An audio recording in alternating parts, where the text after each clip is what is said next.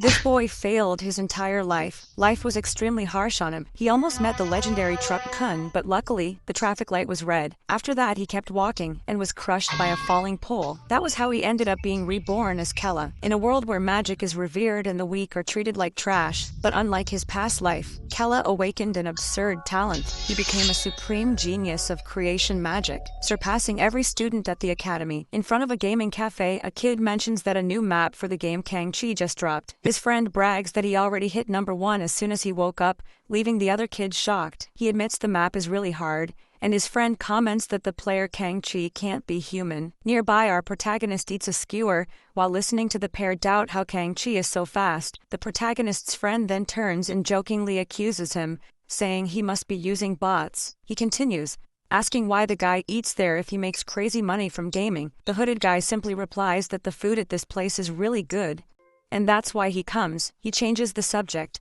announcing that he took first place again, so they better get ready. Indignant, the friend says he acts like it's easy and calls him a bot once more. With a serious face, the protagonist thinks that technically, they're not entirely wrong about him. It's revealed that he is an AI and his only real fun is inside the game. He enjoys fighting monsters and leveling up. That's his true passion. His thoughts conclude, stating that he only has fun in the world of games and creating maps. The scene changes to outside the gaming cafe, with the friend saying goodbye after a day of playing. His buddy reminds him to buy him a snack with his fat wallet, and the protagonist just agrees to get him to leave. Walking alone, the young man reflects on why he's so addicted to that game. He explains to himself that it's because he can't control anything in the real world. In games, everything seems easy, while in real life, things are impossible. Even inefficient telephone poles are things he can't even move. He thinks that if they were in the game, he would change everything with just a click of the mouse. Suddenly, a speeding truck appears out of nowhere, heading straight for him. The vehicle speeds forward, about to hit the distracted protagonist, but reality is very different, and he realizes the danger he's in. An object like a truck can't be removed just because he wants it to. The driver slams on the brakes, and the truck zips right past him. The tires screech on the asphalt, stopping just inches from where he stood. The boy is startled and even jokes that he thought he was about to end up in another world. Furious, the driver yells at him, asking if he was trying to get himself killed. The protagonist simply points to the side with a nonchalant look. He calmly asks the man to check the signal first, which showed the green light to cross. The driver is confused, not understanding when the light changed, and the protagonist walks away. With his back turned, he thinks about how frustrating and limited real life is. If he could change things like in a game, everything would be so much more convenient and practical. With that power, he would finally be able to create the world he truly desires. But suddenly the cable of a nearby crane snaps with a loud crack. People on the street scream in desperation about the crane, telling everyone to get away. Our hero then sees a little girl standing right under the falling metal beam. He's in shock for a second, but his expression shifts to one of pure determination. The little girl looks up,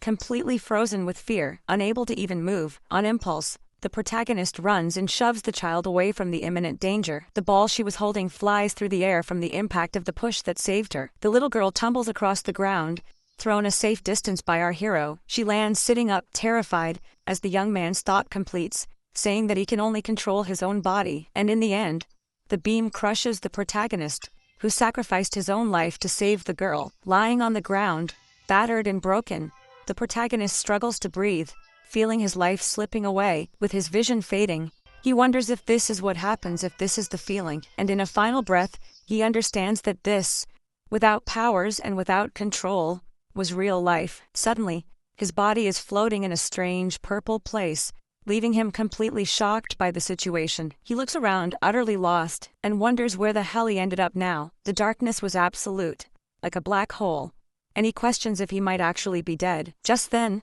a mysterious voice echoes through the void, calling out to him in a very intimidating way. A giant, shadowy creature appears, asking him how the hell of oblivion was for him. Startled, the young man shouts, demanding to know who that thing is, and what all this talk about oblivion meant. The entity then explains that death is merely a path to reincarnation, making everything even more confusing. Our hero is speechless, trying to process what those crazy words meant. The being continues, saying it will give him a chance to recover his lost memories. Annoyed, the boy demands that the creature speak in a way he can understand for once, but the entity ignores him, and with a powerful voice, commands the one who has forgotten to open his eyes. Desperate, the protagonist begs him to stop, not knowing what was happening to his body. The young man's eyes change color instantly, taking on a wild, feral appearance. He jolts awake, screaming in panic as he sees himself with demon horns and fangs. Still in shock, the boy leans on a table, trying to understand what is happening. He takes a look around and realizes the whole place looks like a very old castle. Then, he catches his own reflection and is horrified by his new demonic appearance. He wonders how he isn't dead.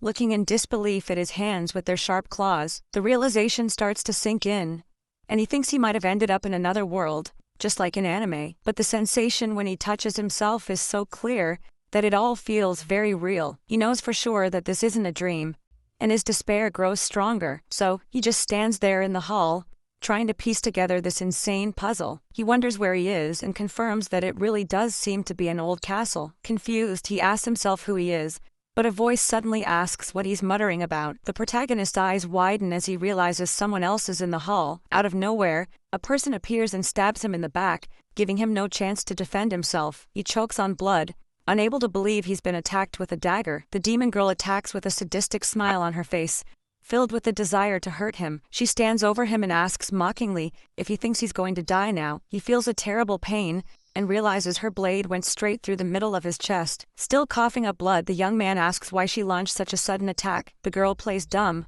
questioning what he means by why. She then reveals that she hates him, and that's why she's trying to get rid of him.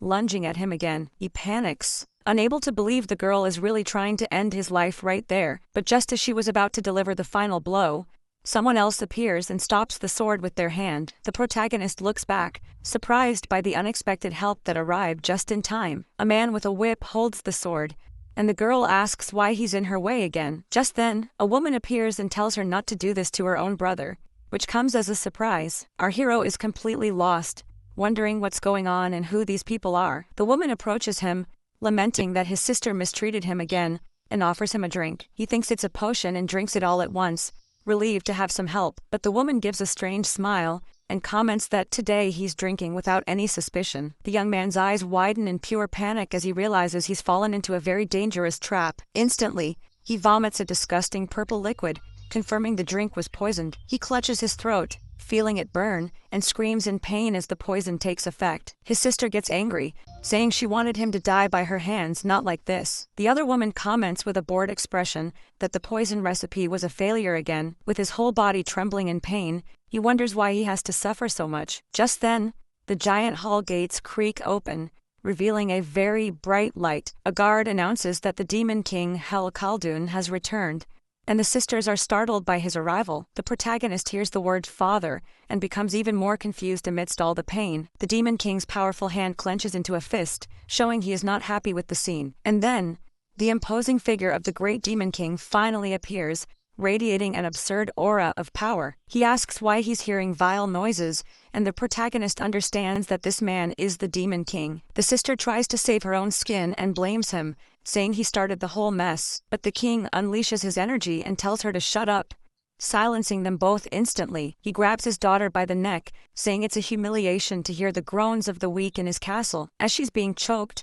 the woman apologizes and begs her father for a little mercy. Meanwhile, our protagonist thinks that if those two are really his sisters, then that terrifying and merciless demon king can only be his father. The king ignores her plea and says he only wishes to hear two sounds in his castle. The young man becomes alert, sensing that what his supposed father is about to say isn't good. He continues, saying he wants to hear the sound of a demon being born, and that of an honorable death. Upon hearing this, the realization hits the protagonist, and fear takes over him completely. Suddenly, a scream of pure pain and agony echoes throughout the dark castle. The scene reveals the demon king standing in the hall, with several bodies lying at his feet. The poison was still taking effect, and the boy continued to cough up a lot of blood, badly injured. He finally accepts that he somehow managed to be reincarnated into another world, but he can't believe that, of all people, he ended up as the son of this guy. Lying on the floor, he curses his bad luck, unable to accept the situation, and he wonders why, of all the options,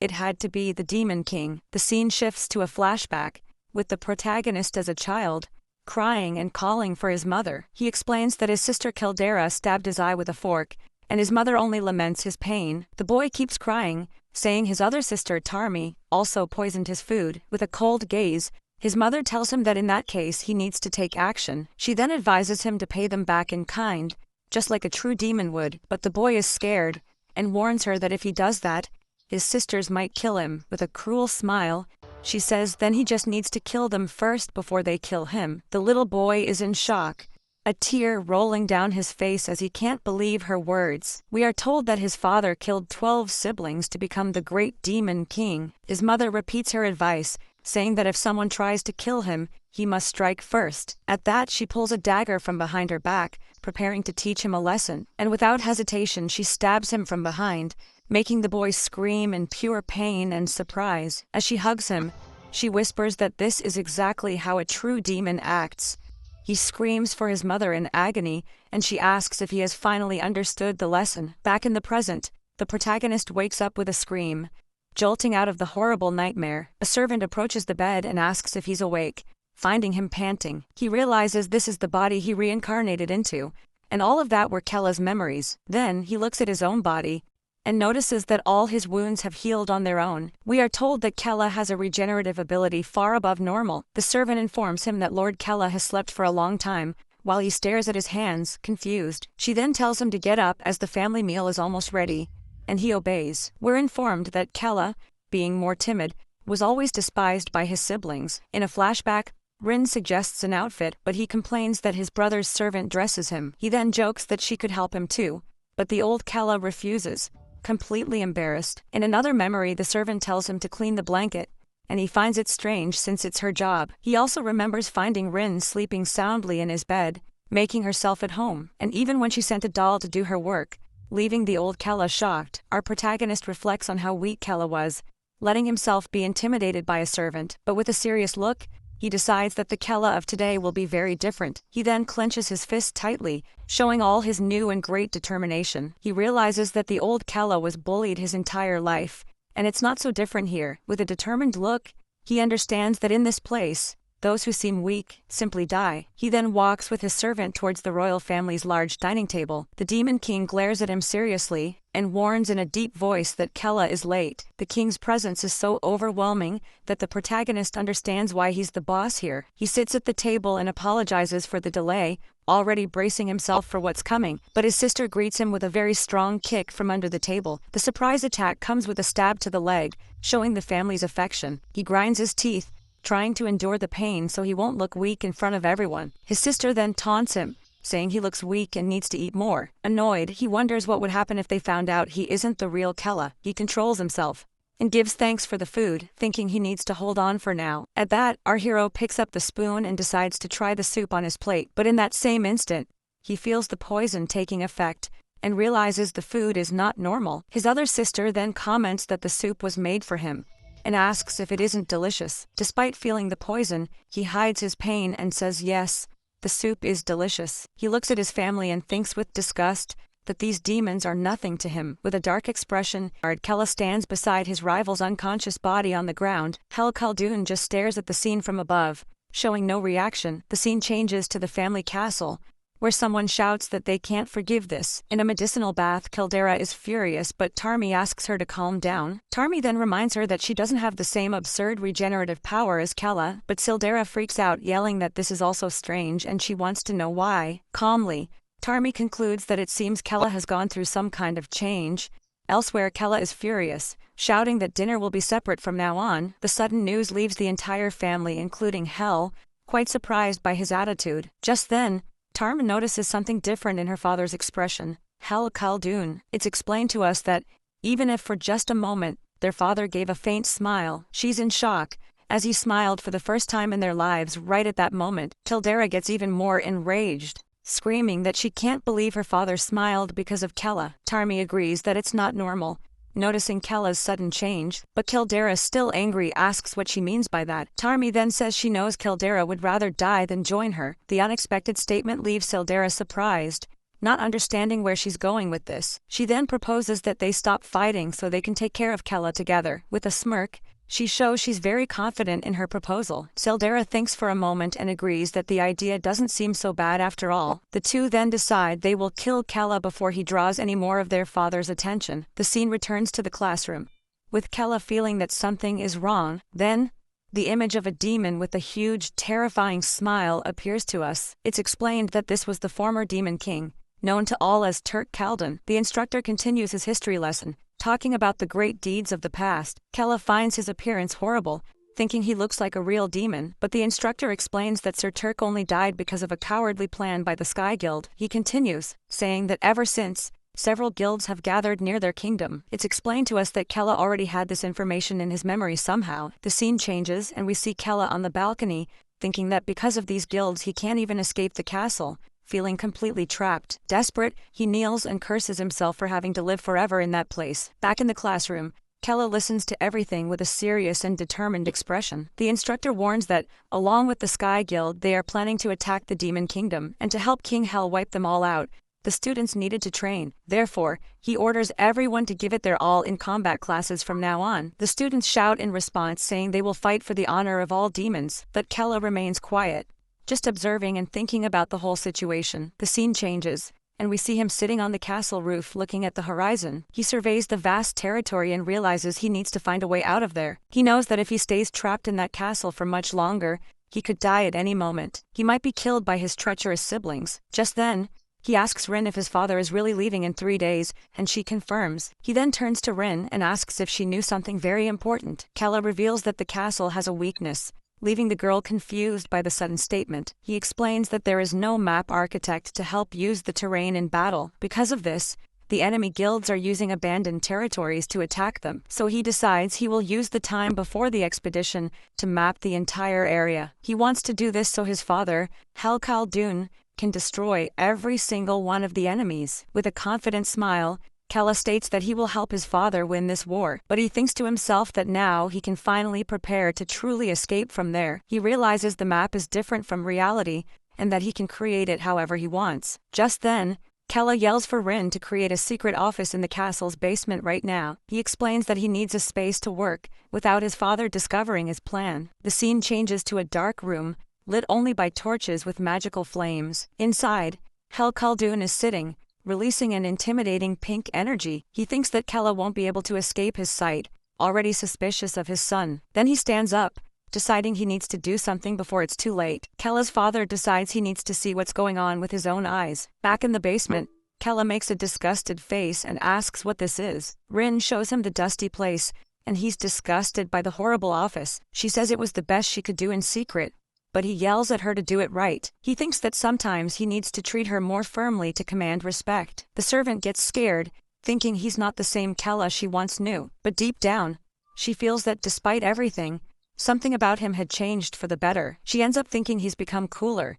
and starts falling in love with her new master. He then yells at Rin, telling her to stop staring and get him a cup of coffee. Desperate, the servant runs off, shouting that she'll get the master's coffee. Alone in the office, Kella confirms she's gone and that he can start his plan. He looks at the map, thinking that this castle holds no hope or dreams, but with a determined look, he says it's now time to create his own map. The scene cuts to Rin, who runs through the castle halls, still yelling about coffee. Suddenly she stops in her tracks, realizing she doesn't even know what coffee is. Just then, she hears a deep, scary voice calling her name nearby. It was Hel Khaldun, who asks what she's doing in the basement without Kella around. With a serious look, he demands to know where Kella is at that exact moment. The servant panics and starts to stutter, not knowing how to answer her king. He orders her to answer, but she remembers Kella asked her to keep it a secret. The scene cuts to the secret office door, showing Kella is still inside. He's completely focused on the map, finding it all very fun to do. It's then revealed that he's lucky, as this world is just like a game he knows. He draws on the map and thinks that, deep down, he's having a lot of fun doing this. He remembers that in his past life, the thing he loved most was creating maps. Suddenly, the secret office door begins to shake violently. Then, the door explodes, and Kella is thrown back by the magical impact. It was Hel Khaldun, who yells that he can't believe he created an office without telling him. Kella is in shock, wondering how Hel managed to find him down there. Without a second thought, his father lunges forward and pierces his chest with his bare hand. He then whispers that if Kella wants to kill him, he shouldn't hide like a coward. The young man spits up a lot of blood, unable to believe his own father's brutal actions. He feels an absurd amount of pain, and realizes this is the power of the great demon king. His body covered in a cold sweat, he's sure he's going to die for real this time. In desperation, he yells for his father to look at the map he just drew, but Hel holds him in the air and asks what the hell he's looking at on that paper. Even while injured, Kella explains that the castle surroundings are bad for battles. He says that if they change the geography as he's drawn, the advantage will be all theirs. He guarantees the map will be a great help in the upcoming battles. Hel is surprised by his attitude, not expecting this kind of intelligence from his son. Then he forcefully pulls his hand back, making Kella scream in pain. His father glares at him on the floor and asks why he created the office in secret. Kella explains that if he had asked to help, his father certainly wouldn't have allowed it. That's why he wanted to show the map only after it was fully complete. The Demon King remains silent, just analyzing his son's explanation and courage. He then says that, as the king's son, he wants to help exterminate the army from the heavens. The two stare at each other seriously, in a moment of great tension between father and son. Rin is terrified, thinking Kella has a death wish for speaking to the king like that. Breaking the silence, his father asks how long he thinks it will take to finish. The question catches Kella by surprise, unable to believe what he just heard. Hel points with his bloodied hand and demands to know how many days it will take to complete the map. Realizing his father understands, Kella replies that 5 days is enough, but Hel reveals that the army from the heavens will gather in just 3 days. He warns that Kella's map will be useless if it takes that long to be ready, but Kella corrects himself, saying he can finish it in 5 hours, not 5 days. The boy's confidence leaves Hel Khaldun shocked.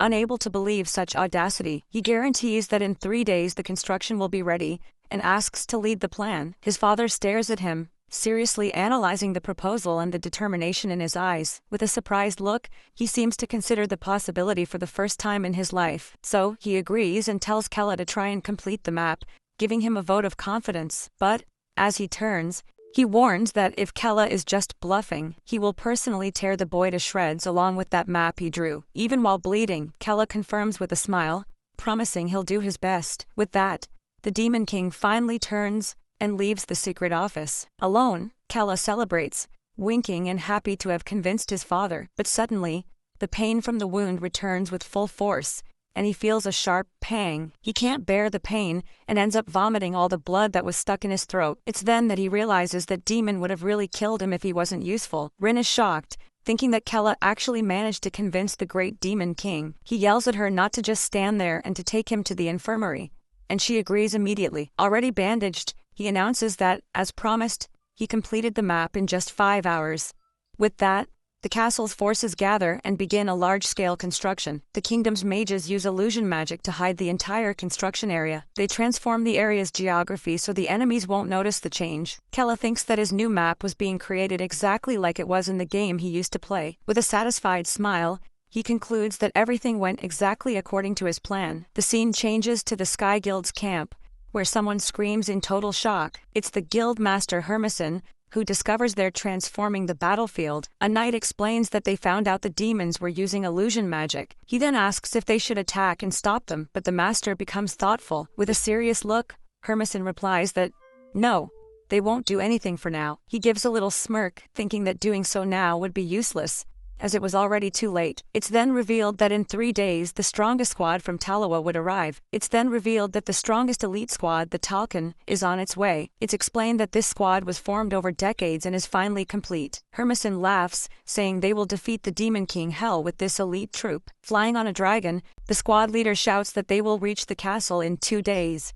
With that order, their entire army advances at high speed towards the enemy. The general declares that the Demon King's 1,000-year reign will finally come to an end. They all charge forward screaming, ready to burn the demon castle to the ground. A red-haired commander remarks that General Kilman's leadership is truly incredible. Just then, a soldier asks Commander Srills if they can really pull off this hunt. She replies with a smile, assuring him that the Talcan squad is different from the others. With great confidence, she states that they will definitely kill the great Demon King. The scene returns to the Demon King's castle, where the main tower stands tall. Seated on his throne, Hel Khaldun realizes Kella wasn't bluffing about the map, but he admits that, despite everything, his son's plan wasn't perfect yet. His body was already at its limit, so he couldn't afford to be picky. With determination, he thinks that tomorrow he would finally settle things with the army of heaven. Meanwhile, the mages hurry, as they didn't have much time to finish the job. The workers also rush to move everything faster, following their orders. From the window,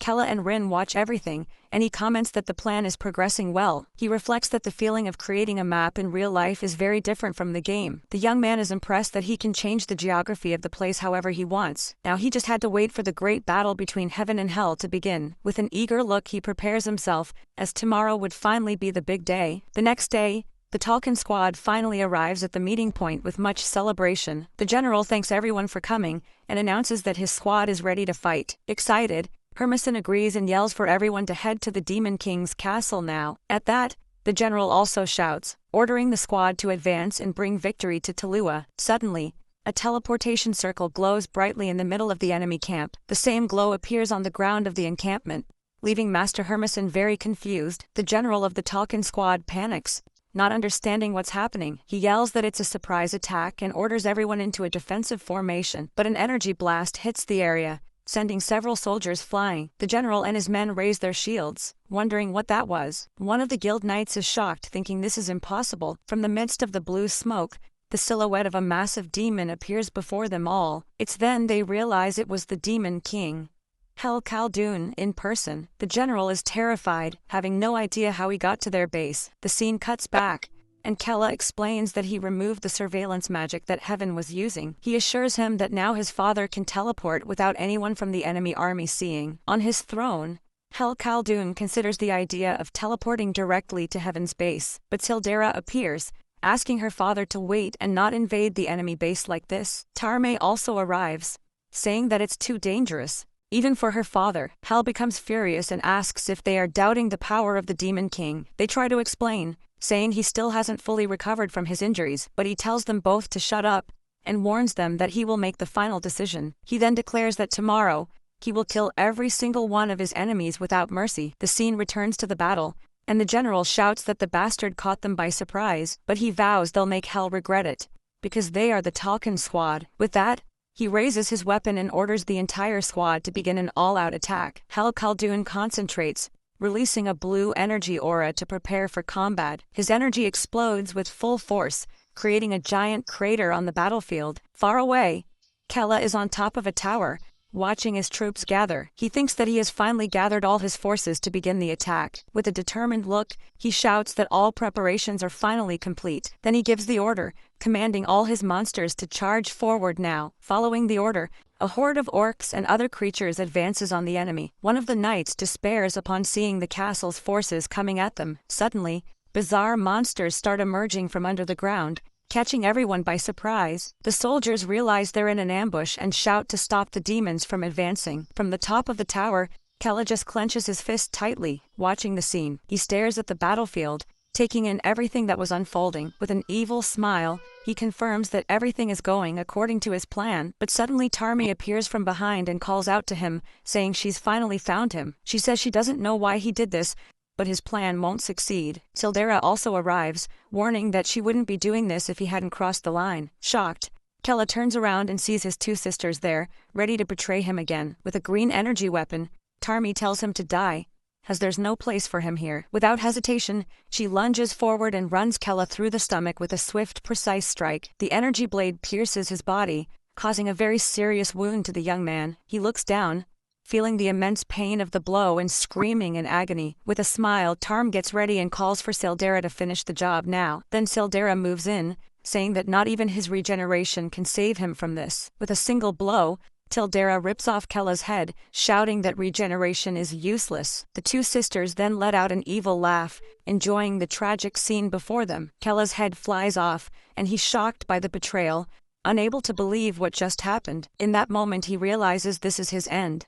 defeated by his own sisters. In a shocking scene, Kella's decapitated body is thrown from the top of a wall. His corpse plummets in a free fall as rain and a strange energy fill the sky. We get a close-up of his head falling, eyes wide with shock and terror, and then, the body and head hit the ground with a dull, violent thud. Even on the ground, Kella's head is still in agony, trying to let out one last breath. Up on the wall, Tarm and Kildera watch the scene, celebrating that they've finally defeated him. But suddenly, a blade with a blue aura appears out of nowhere, completely surprising Tarm. It was Kildera, who stabbed her ally in the back, shouting that she found her weak spot.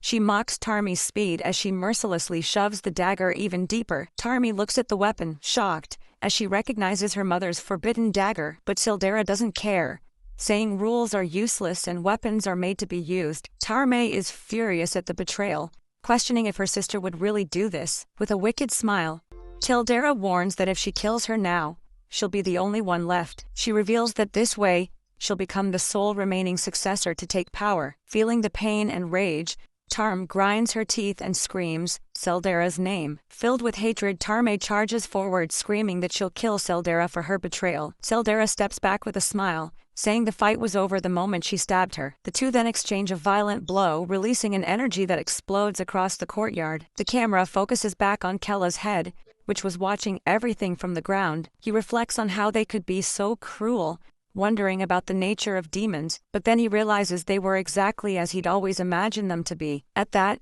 the scene returns to his body, lying motionless in the middle of the courtyard. Suddenly, the blood and body parts begin to reassemble in a bizarre way. It's revealed that Rin was using a strange magic to manipulate Kella's body. She then picks up his head and calmly walks toward the corpse on the ground. Rin sits down and carefully begins to reattach the head to his neck, but Kella suddenly revives, grabbing her neck with a brutal and terrifying strength. The scene cuts to distant mountains, where a general commands his troops to advance. He orders a portal to be opened, planning to attack the heavens from behind. But on the other side, a human army was already waiting, shouting that they knew their tactic. The human commander then orders the attack, screaming to leave no demon alive, but the demon general doesn't care, ordering them all to fight for the honor of their race. With that, the two armies clash with full force, and the battle finally begins. In the midst of the chaos, a red dragon appears, preparing a fireball in its mouth. It then unleashes a powerful blast that tears through everything in its path. General Killman faces the attack, remarking it's been a while since he'd seen a dragon's breath. Mounted on the beast, Hel Khaldun smiles, controlling the furiously roaring dragon. The demon then leaps from the monster's back, landing on the ground with a heavy impact. Killman is enraged and screams in anger, as the bastard managed to barely escape. Quickly, the human commander orders everyone to unleash their attacks at once. The demon army charges forward without fear, rushing toward their enemies to attack. Suddenly, a giant blue energy creature materializes behind the demon army. Killman watches the dust settle, wondering if they managed to hit the target, but to his surprise, he realizes the attack didn't work, and the monster is still standing. We see a close-up of the creature's arm, which glows with a cold, powerful energy. The creature reveals itself, saying that what happened before is no longer important. He assumes his complete form, warning that he only needs to kill everyone there. Desperate, Killman yells that the enemy is planning to fight with everything in its final form. He then orders everyone to risk their lives and give it their all. The creature's eye glows intensely, releasing a wave of power that intimidates everyone. The scene then shifts back to the castle.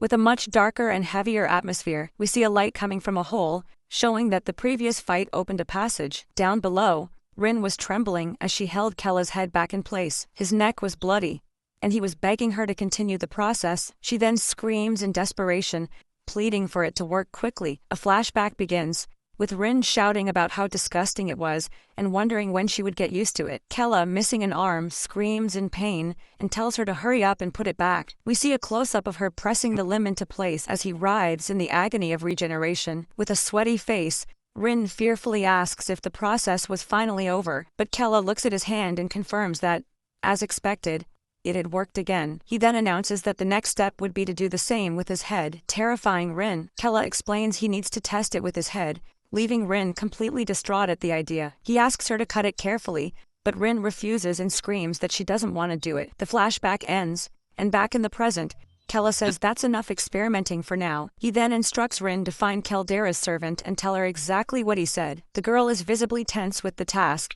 but she knows she can't disobey his orders. With a nervous performance, she goes to the other servant to pass on the false information. Rin says that Kella is planning to kill the young Master Sildera in the middle of the battle. She adds that he will attack while the Demon King is fighting against the heavens.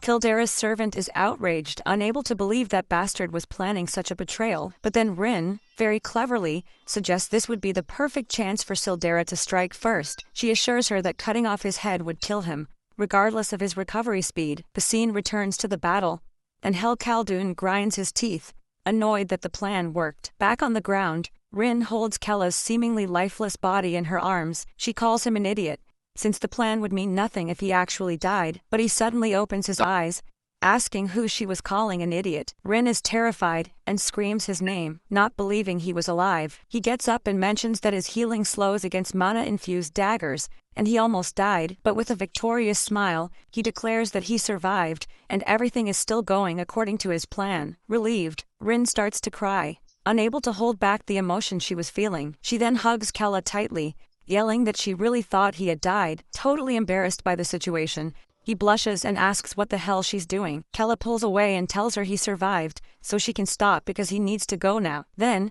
he summons the contract seal, declaring that he will break the pact between them. With his hand outstretched, he grants complete freedom to his servant, Rin. A magical aura surrounds the girl, who is in shock and can only whisper his name. He explains that now that the contract is over, she has no more obligations. With one last smile, Kella turns and tells her to live the life she always wanted. Rin stands paralyzed, completely speechless at her master's sudden action. He then walks toward a light, preparing to leave the place for good. A flashback reveals a young Kella asking her to be his friend, not his servant. Back in the present, the memory makes Rin cry as she understands his feelings. She runs and yells for him to take her with him, but Kella tells her not to follow. Rin insists she'll go with him, but he yells that she'll just get in the way. The scene cuts back to the battle, and a wounded General Kilman calls Hel Khaldun a monster. It's revealed that Hel's arm had also been torn off, gushing blood onto the ground, but even completely battered, he was still standing, which left Kilman utterly shocked. The general realizes that the being before him was the great demon himself. Angrily,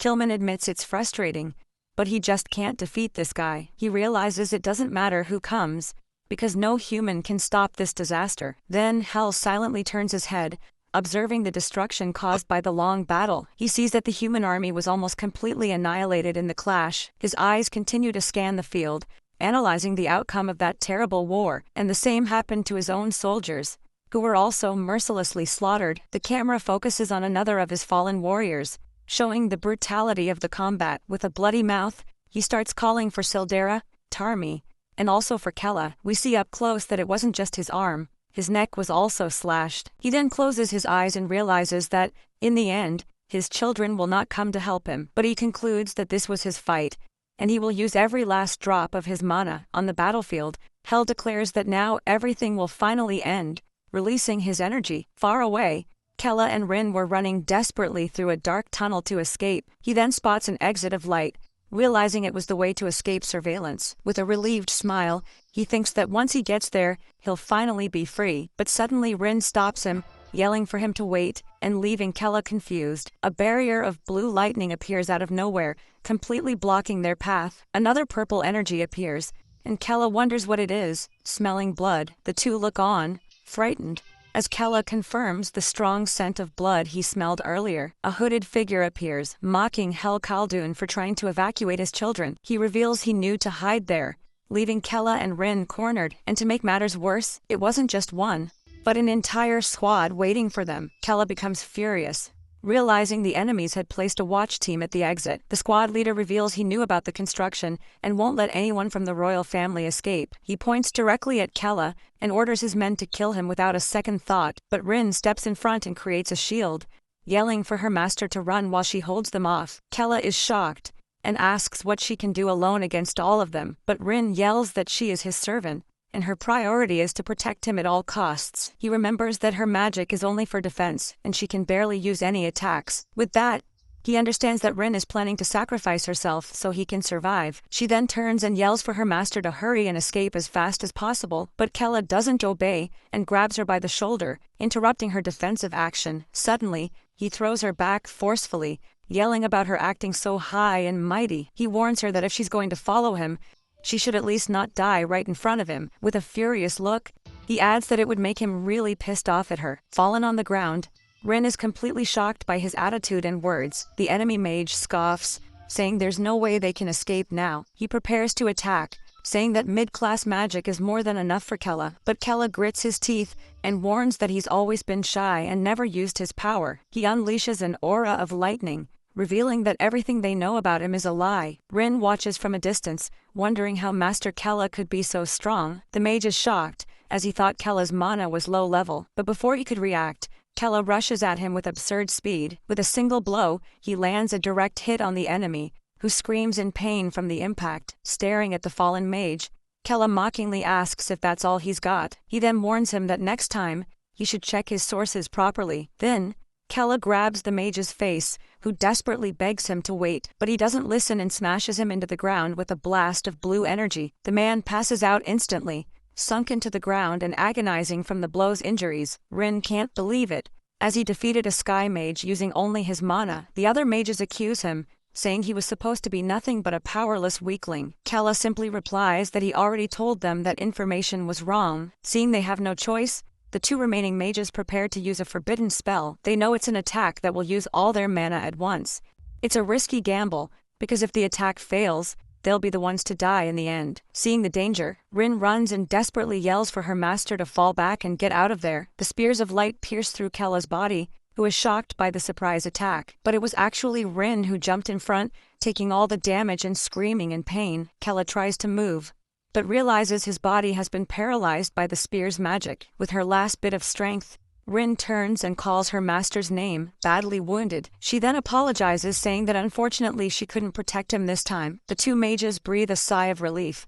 As their risky attack worked perfectly, the leader prepares for the final blow, warning that this was the end for Kella, but his partner suggests they deserve a reward after all their hard work. He then grabs Rin with a disgusting smile, asking if it wouldn't be fun to play with her. Outraged, she yells that she knows everything they've done against the demon race. The mage threatens her with a dagger, telling her to shut up and wait her turn. Watching the scene, Kella realizes that the humans of this world treat others like objects. The leader then turns to him, saying he'll first kill the Demon King's baby. Kella looks at the exit, unable to believe he's going to die when freedom was so close. He is filled with hatred, as he was just one step away from escaping it all. The mage charges forward with his dagger raised, yelling for him to die once and for all. Seeing the scene, Rin desperately screams Master Kella's name, unable to do anything, but suddenly, Kella is confused.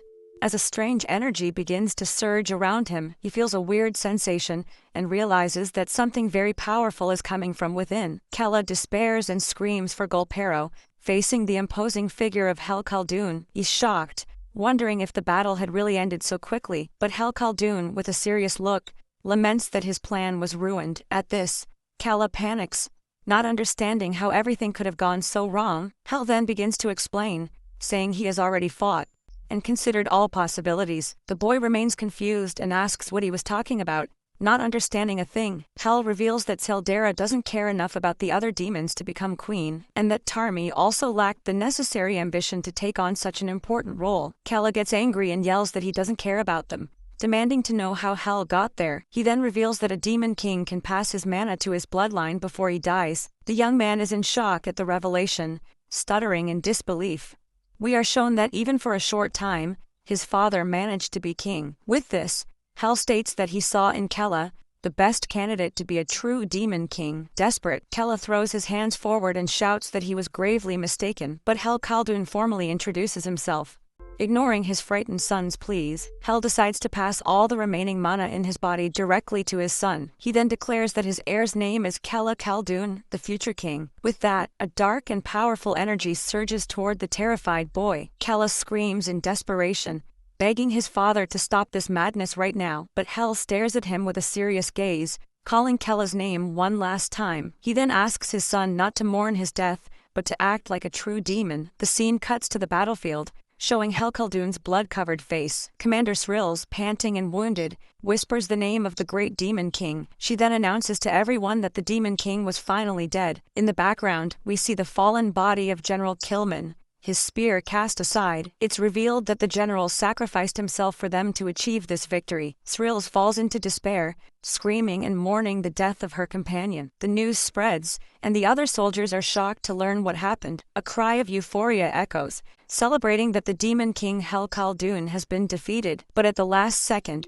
Hel's eye moves, revealing he heard everything. Kella screams in pain as an absurd and dark energy takes over his body. Just then, a spear of light is shot toward the demons, nearly hitting them all. Rin is shocked to realize that young Master Kella's mana dispersed the attack. The sky mages panic, not understanding how his mana increased so much. Suddenly, Kella begins to laugh sinisterly, leaving everyone confused. He raises his head with a malevolent look and whispers his father's name, Hel. The boy then wonders if Hel is truly dead, recalling his imposing image. With a grin from ear to ear, he celebrates that his plan has finally succeeded. Desperate, the mages realize they're out of mana and shout that they need to escape, but Kella steps in front of Rin and, with a serious look, tells her to get back. He feels an infinite void of darkness, realizing this is the power hell gave him. Terrified, the mages scream for the demon to stay away from them at all costs. Kella becomes furious upon hearing the word demon and asks what they said to Rin. A purple aura explodes from his body, and he lunges toward the two humans. With hatred in his eyes, he screams that they are the real demons here. In the blink of an eye, Kella throws the two mages against the wall with brutal force. Fallen on the ground, the men groan in pain, completely defeated by the young demon. Kella then stares at his accomplishment, recognizing that this absurd power came from his father, Hell, but he realizes this is putting too much strain on his body, which can't handle so much energy yet. Worried, the boy turns and asks Rin if she can still move. The servant, still a bit frightened by everything, replies that yes, she can walk. With that, Kella decides it's time to get out of there, and the two begin to flee. He walks toward the exit, thanking his father for managing to escape the castle. The scene changes, showing the two moving away as the castle burns in the background. Kella then breathes a sigh of relief. Tasting freedom for the first time in his life, he starts to laugh, a laugh of pure happiness and satisfaction at his success. Now, with a confident smile, he says he can go wherever he wants and live as he pleases. But suddenly, a beam of blue light appears out of nowhere, cutting across the sky. Kella is caught in this strange light and asks what it is. As Rin gets scared, the girl then screams in a panic, warning that it's a teleportation spell. Kella is completely shocked by the light, not understanding what's happening. In an act of desperation, he yells for Rin to grab his hand quickly, but the girl is paralyzed, staring in fear, unable to react in time. With that, a giant pillar of light descends from the sky, engulfing the young demon. The scene cuts, showing us an overhead view of a city full of houses. It's then revealed that the place is an island, which seems to be some kind of academy. Just then, the same beam of blue light appears, pinpointing the exact arrival location. Kella and Rin look around, and he angrily asks where the hell they ended up. Rin looks around, completely lost, and calls out for her master, Kella. She then says she didn't know he could use teleportation magic, but he denies it. We're told it was an alarm spell of sorts, causing an image of hell to appear. Kella reveals that his father placed it on them, in case he died one day. Just then, Rin realizes all her wounds have been healed,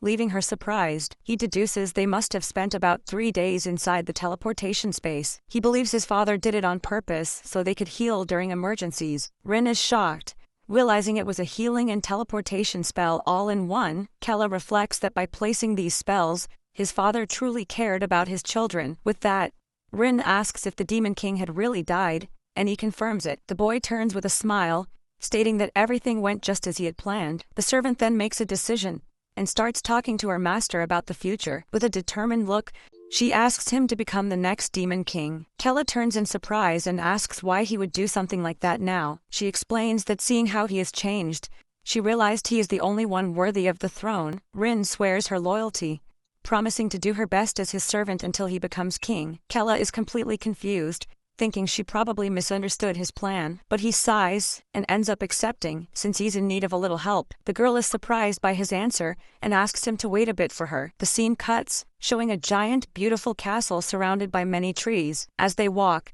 Kella recognizes the place, making both him and Rin very apprehensive. It's then revealed that they are in the country of magic, a place called Arsal. There, they train young talents with the sole purpose of defeating demons. A giant banner confirms the news, celebrating the death of the Demon King, Hel Khaldun. Kella and Rin panic, unable to believe they ended up right in the middle of enemy territory. He becomes very worried, knowing what could happen if they were discovered there. Rin then suggests they use transformation magic before anyone can see them. He agrees immediately, and the two prepare to quickly change their appearance. Now disguised, Kella asks Rin to tell him everything she knows about the place. She explains that Arsal is a small island on the eastern border of the kingdom of Talua. Rin explains they are blessed by a giant cryptid named Watergore, which lives in the sea. This blessing allowed for the natural development of magic, and thus they trained very powerful mages. As part of the Talua kingdom, they have been enemies of the demons for a long time now. Kella listens to everything and wonders why his father sent him to such a dangerous place. At this, Rin gets desperate and says they need to get out of there as soon as possible, but he calmly explains to her that Escaping requires some preparation first. The boy knows that to achieve his dreams in this world, magic is very important, and in this country, he realizes that absolutely everything is done through the use of magic. Even the common buildings use magic, and some even float in the sky. He thinks that if he learns the magic from here, he'll be able to build more things than he could in the game. Suddenly, Rin's stomach rumbles loudly, leaving the girl dying of embarrassment. Seeing this, Kella decides they should get something to eat first. She then grabs Arsol's famous magical dish, her eyes sparkling with desire. They both try the food and love it, and she shouts that it was absolutely delicious. All excited, Rin already points to the next stall, wanting to try a little of everything. Rin tries some bread and yells that it was also delicious. With Kella by her side, she starts pointing at everything, and he seriously considers just leaving her there. Then, they find a magic bar, and Kella sighs, telling her to relax a bit. Inside, a man announces free drinks to celebrate the death of the Demon King. Commander Sreels raises her mug, and everyone shouts the name of the great mage of Arsol. The crowd carries her on their shoulders, celebrating the victory of Sreels of Talken. Kella and Rin, who are lightweights, join the party and celebrate the free drinks. Already a bit drunk, he thinks that maybe taking a break isn't such a bad idea. But suddenly Commander Sreels notices the young man and becomes very interested in him. Kella and Rin keep drinking and laughing, already quite tipsy from the alcohol. With a mischievous smile, Sreels thinks they make a very interesting couple. Kella is sick on the street while Rin scolds him for drinking so much. She remembers he was the one who suggested drinking, right during the festival for his father's death. Just then, a man runs by shouting to everyone that there's a new S-rank mission. Kella and Rin are confused, and he wonders what all the commotion in the city is about. It's explained that until now, the only S-rank mission was to hunt the great Demon King. Rin is shocked, wondering how there could be another mission of this level now. Curious, she decides to go see and drags Kella by force through the crowd. A new poster on the wall reveals that the Demon King's children are still out there. In the middle of the crowd, Kella and Rin stare at the poster, completely shocked by the image. Rin points frantically, as the new S-rank wanted target was young Master Kella himself. He freaks out and yells that his father is already dead, not understanding why he's the target. Rin quickly covers his mouth and plays it off, saying he's just really drunk. People comment that since it's Kella, the weakest son, the mission will be easy, thinking it'll be just another B-rank quest. All the hunters get ready to go after him. Kella gets angry, realizing he needs to hide if he doesn't want to get caught. Kella turns with a serious look and tells Rin they need to leave. As they walk, she hesitates and asks what she should call him in public. He stays silent for a moment, thinking of a good name to use as a disguise. Then, he tells her to call him Chiwu, leaving the girl very confused by the choice. She questions what kind of name that is, and he yells at her to just obey. Rin comments that the situation is bad, as she didn't think they'd find him out so soon. But suddenly, Commander Sreels appears in front of them, right as they're trying to escape. With a smile, she asks if it's true about the new S-rank mission. Kella confirms awkwardly, and Rin says they were just taking a look. He then remembers that in the bar they called her the Hope of Arsol, and he realizes her importance. Sreels takes a sip, thinking that the Demon King's son is still alive out there. Kella and Rin whisper that the target is weak so it won't be a big deal. The commander overhears their conversation and stares at them with a very suspicious look. At that moment, they both feel a chill down their spines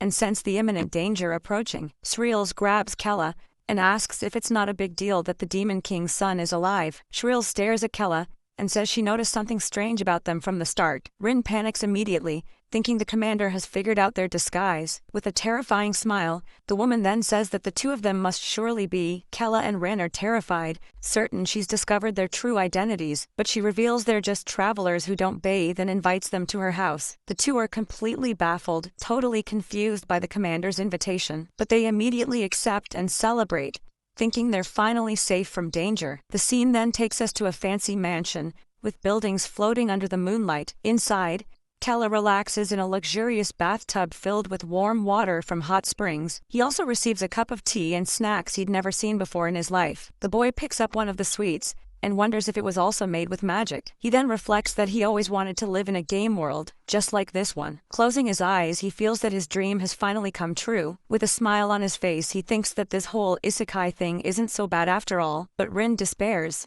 remembering that if they get caught, they'll definitely die. In the other bathtub, Sreels asks Rin if she thinks the place is pretty cool. The commander finds her nervousness strange, and jokes that she looks like a captured demon. Rin gives a forced laugh, trying to play it off and saying it's nothing like that. Just then, Srills raises her hand and creates a magical sphere of light right in front of her. She then announces with a smile that she's going to use a scent to help the girl relax. But Rin panics, as the scent is of the holy element, the worst for demons. She realizes it will break her disguise and immediately holds her breath. In her thoughts, she desperately screams for help, calling out for young Master Kella. Meanwhile, Kella is super relaxed in his bathtub, completely oblivious to the danger. Srills starts to vent, saying she thought all her suffering would end with the king's death. But Rin panics and yells that she doesn't want to hear it, and needs to get out of there. The commander continues, revealing she was destined to be a mage since birth. Unable to take it anymore, Rin leaps out of the water and screams for her to save the memories for later. She then makes up an excuse about needing the restroom and runs out of there desperately. Srills is left behind in the tub,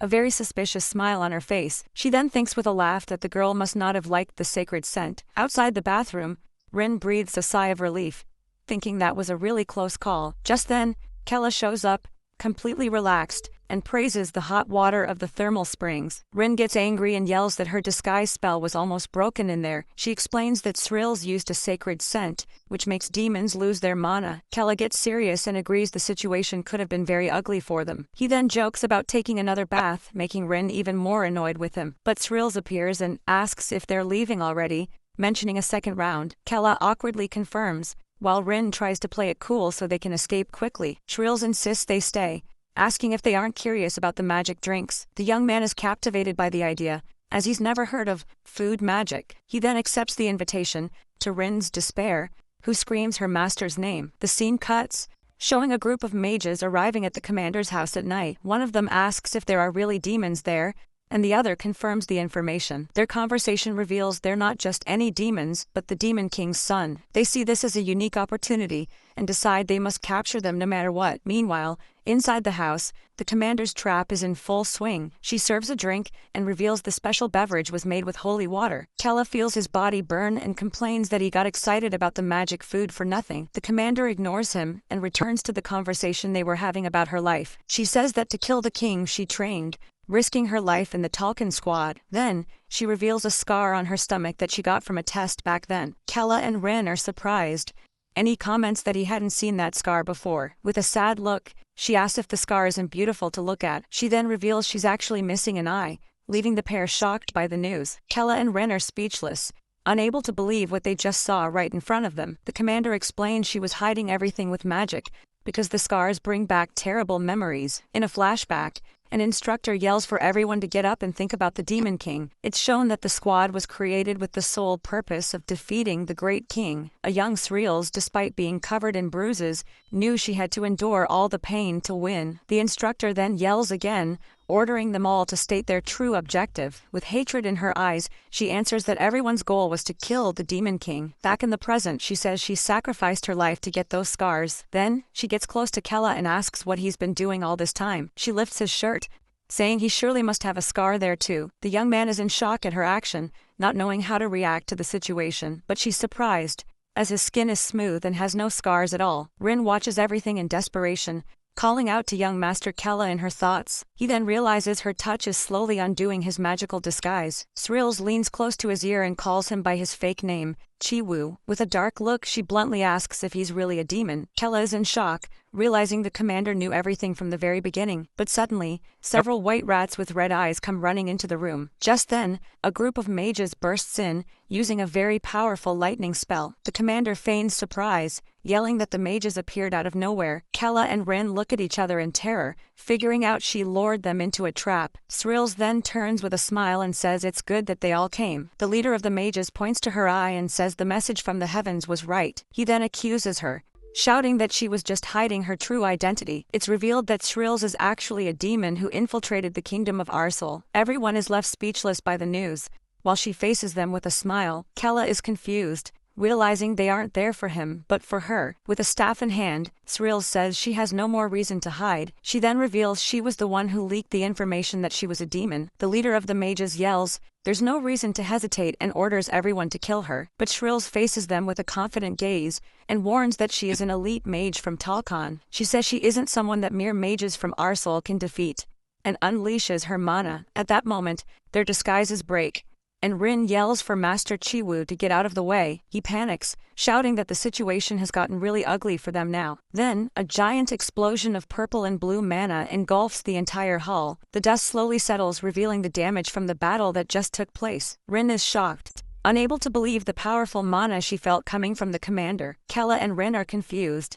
and he asks if she just protected them. She then turns and confirms they are also demons, as they can't hide it from her. With a smile, she reveals herself as Shril's Khaldun, the daughter of the Demon King, Hell Khaldun. Kella and the girl beside him are completely shocked by what they just heard. Commander Shril's then announces she's going to use magic to transfer her memories. The magic hits them both, leaving them paralyzed in shock by the visions. A flashback begins, showing Hell Khaldun next to a mysterious hooded demon. The vision shows a little girl on the ground, a demon who could hide her horns. Suddenly she realizes the man in front of her is Hell, the Demon King. The imposing Demon King then reveals that his blood runs through her veins. In a firm voice he finishes by saying this made her his daughter. The little girl is in shock, unable to believe she's the daughter of the Demon King. The memory continues and she remembers being treated like a lab rat. Every day was hell, with terrible experiments being performed on them. She was forced to undergo painful tests along with the other children. The only thing little Srils could do was endure all the pain in silence. In the end,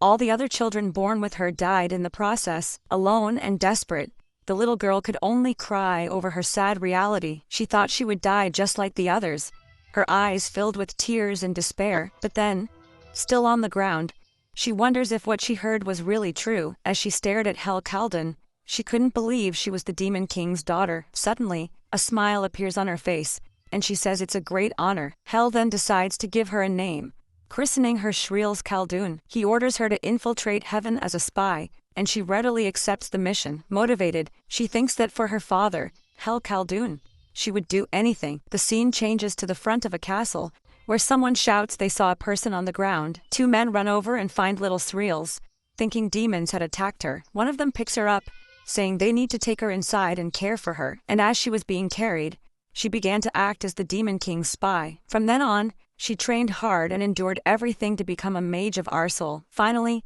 after much effort, she managed to level up even further. Srils became one of the strongest in the elite Talcan squad. 15 years pass, and the image shows the former Demon King, Turk Khaldun. At that moment, she finally managed to find her father again after so long. With a heavy heart she wanted to run and hug him, but she couldn't. With tear-filled eyes she thought she was close to achieving her goal. The plan was to wait until all the soldiers, except for Kilman, were dead. Her mission was to use hidden magic to disrupt the Talcan squad from within, and with that, she would support her father until he finally killed General Kilman. She dreamed that when her father won, she could finally return to the castle with him. All she ever wanted was to live a new life by his side. As Shril's Khaldun, the scene returns to the fight, and Kilman praises Turk's power, saying he exceeded expectations. But the former Demon King replies that he doesn't need recognition from a human like him. With a defiant smile, Kilman calls him arrogant and prepares for the end. He then announces this is his final attack, one where he's putting his all into it. Then,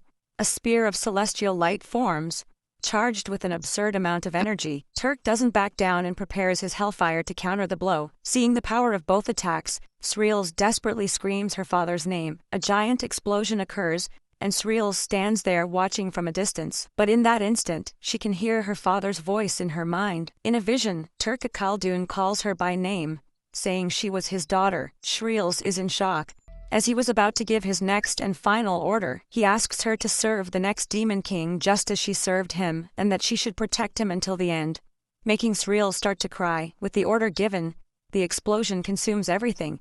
Mixing the two energies, the dust begins to settle, slowly revealing the outcome of the battle, and all that was left of Turk Khaldun was his head, now falling from the sky. Desperate, Srils watches her father's remains turn to dust. Unable to believe it, she can only say that no, this couldn't be real. The image of her dying father is seared into her mind, and she screams for him. After watching her father die, she had no choice. Support forces arrived, so she had to return to Talua with them, and while she suffered, the people celebrated the victory over the Demon King. People from all over the continent, including Talua, celebrated her father's death. After that, she decided to retire from her life as a commander. So Srils returned to Arsol, her second home and the site of her first mission. She thought she would start over in that place with a fake smile on her face, but in reality, Her only goal was to avenge her father's death at any cost. The flashback ends, and she reveals she planned to wipe everyone out, starting with Arsal. The gray-haired girl is shocked, unable to believe she is the Demon King's daughter. Kella despairs,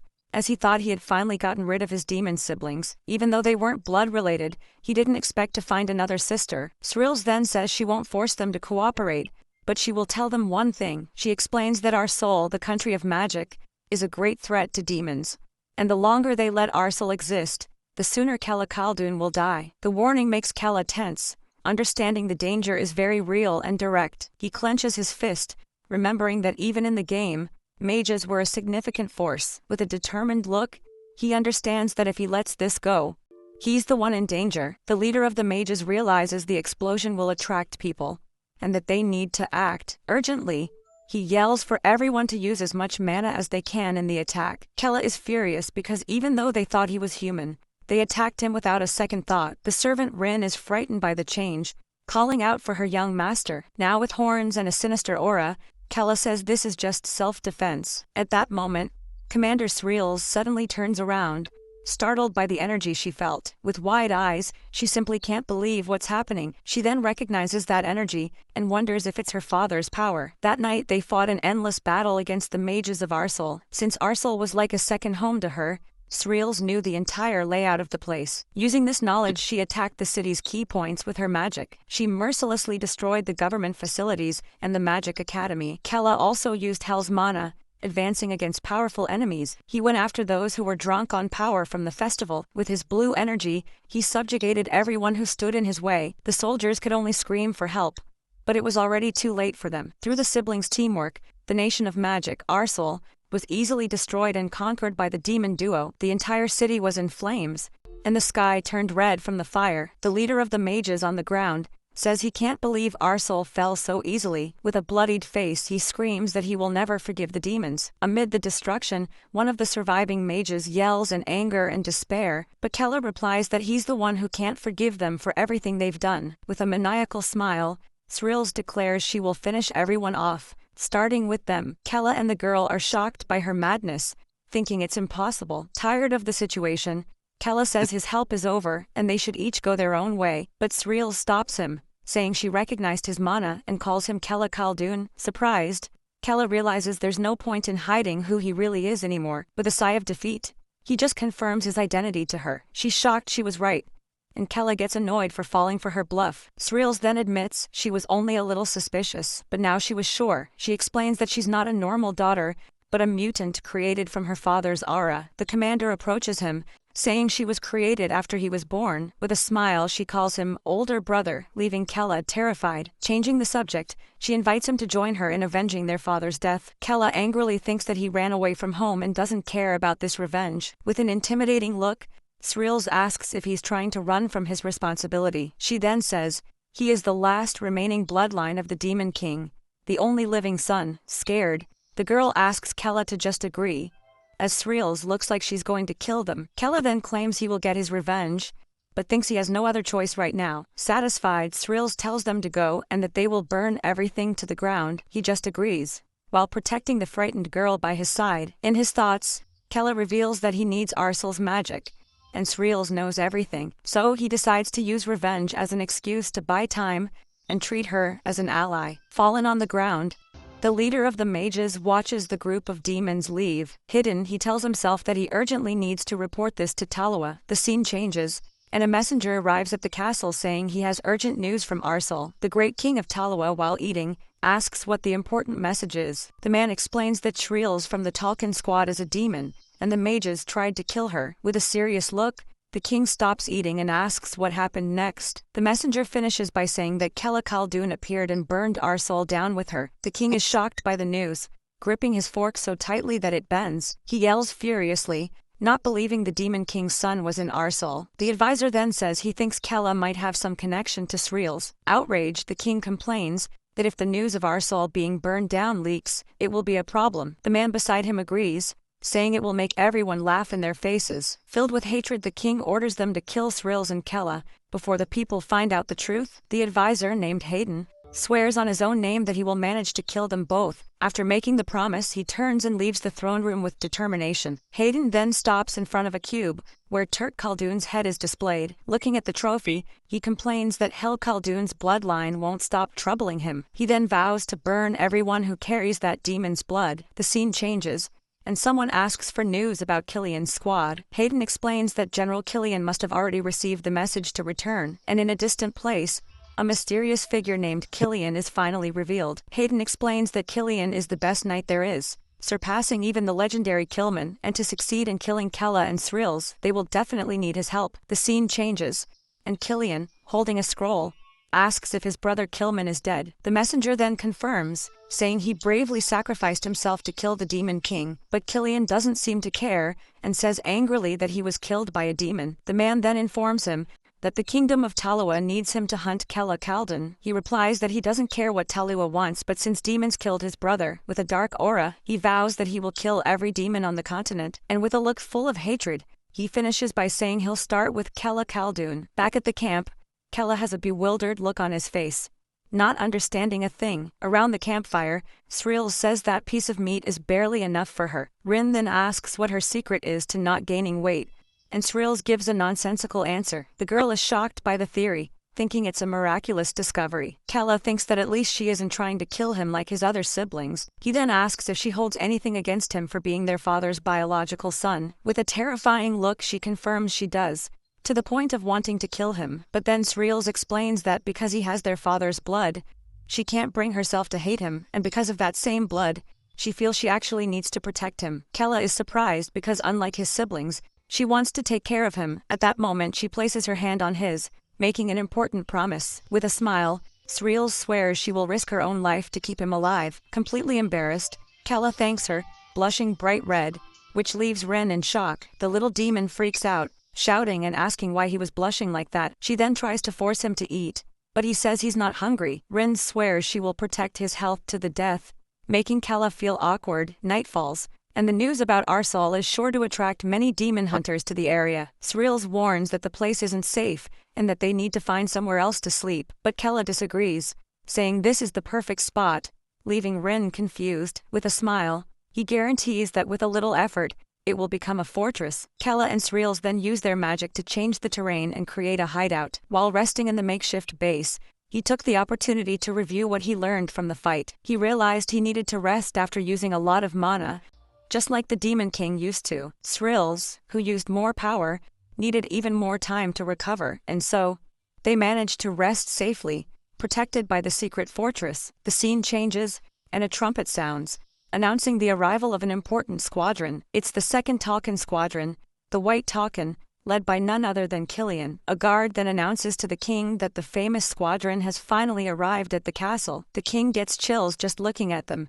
impressed by so much concentrated power. With a smile, he welcomes his strongest squadron, the White Talcan. One of the knights, Deed, comments that Captain Killian has gotten much stronger. With a smile, he says that General Killman would be very happy to see this. Killian hears the comment but remains silent, showing no reaction. Suddenly an elf yells at Deed, telling him to shut up and show some respect. Deed then complains about her loud voice, saying she's the same as always. At that, another squadron member asks if they really need to obey the king. He says his anger won't subside, even if they kill Kella Khaldun right now. Killian apologizes to his companion Kalka, interrupting the conversation. He then says he has something he needs to show a woman named Curdly. The scene changes, and the squadron enters one of the main halls of the castle. Inside, he stares at Turk Khaldun's head, and says he's finally found him. With a cold gaze, Killian calls him Hel Khaldun, his brother's murderer. Deed makes a disgusted face, but the others immediately tell him to be quiet. Killian then asks Curdly if the tracking spell works with just the head. She confirms it does,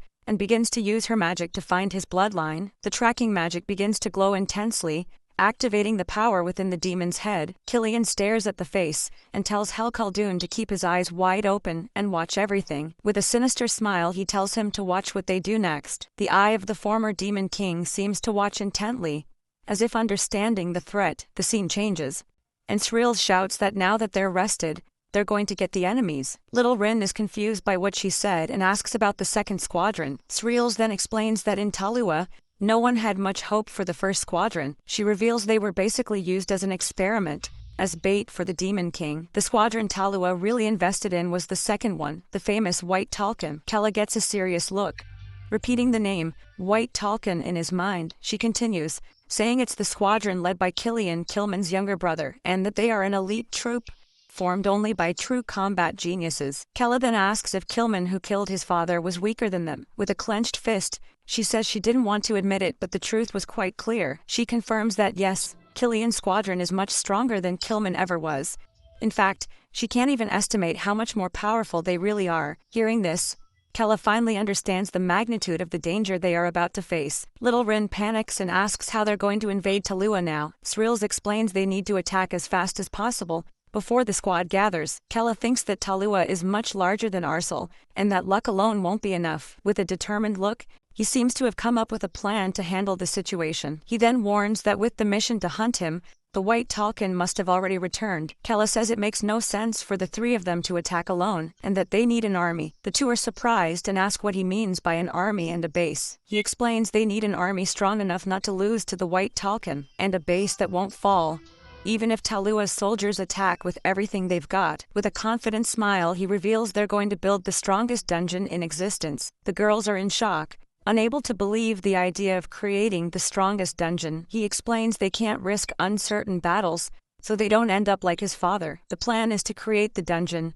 and only then start a real war against Talua. Srills is impressed and says he truly is his father's son, but deep down, Kella is relieved he managed to make all that up on the spot. Excited, Srills says she knows some people they can recruit for the army. The two then start shouting and celebrating, getting ready for the coming war. Kella just watches, thinking they really liked his idea, but deep down, he knows this is the only way he can buy some time. With a smile, he thinks he'll do this to create his own world without interruptions, a world he had only managed to imagine, but never bring to reality, his own perfect world, where he could finally have some peace. Clenching his fist, he refocuses on the plan he just came up with. He then asks Srills if she knows any trustworthy demons. Kella explains that first, they need someone who understands geography and terrain. Srills thinks for a moment, trying to remember someone who fits that profile. Suddenly she says she knows the perfect person, and tells them to come with her to meet them. And so, the group sets off on a new journey in search of their first ally. Along the way,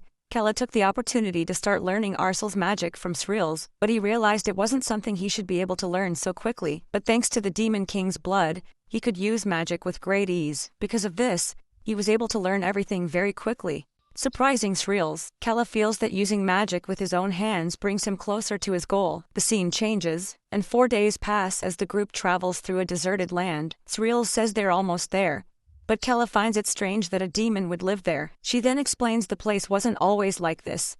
Not until the Talcon's ambush, the protagonist and Little Rin are confused, not understanding what she meant. Suddenly, Srills gets serious and tells them both to stay put, no matter what happens. Just then, a band of demons attacks, shouting against the Talcon squad they hate. One of the demons charges straight at Srills, swearing he'll finish her. She then realizes they haven't heard about her and her reputation yet. Rin panics and asks why she's taking a beating without doing anything, but Kella tells her to be quiet, leaving the little girl even more confused and scared. With a calm look, he tells them to just stay out of it and let things be. The demons become furious, asking why they refuse to fight back. With her head bowed, Srills apologizes to the demons, showing her remorse. She then kneels and says she'll accept their anger until they feel better. The group's leader is shocked, as he recognizes that symbolic pose that only they know. As a fellow demon, she apologizes for having allied with their enemies. They are confused, remembering that the last time she was with the Talcon. At that moment,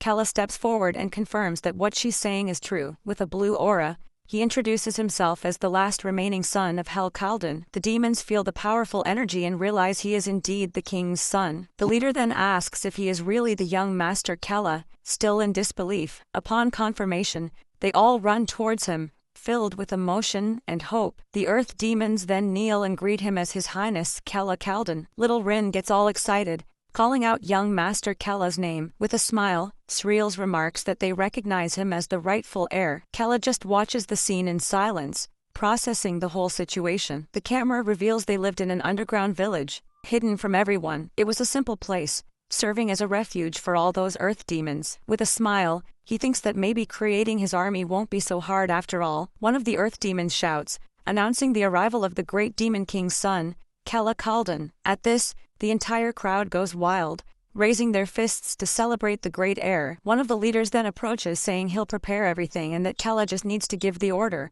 But Kella seems to be analyzing the place, thinking that the architecture is very different from what he knows. He's impressed to see the city was built without magic, using only natural materials. The crowd continues to celebrate, as Kella thinks he never imagined such a large city could be hidden away. He then turns to Sreels and admits she was right.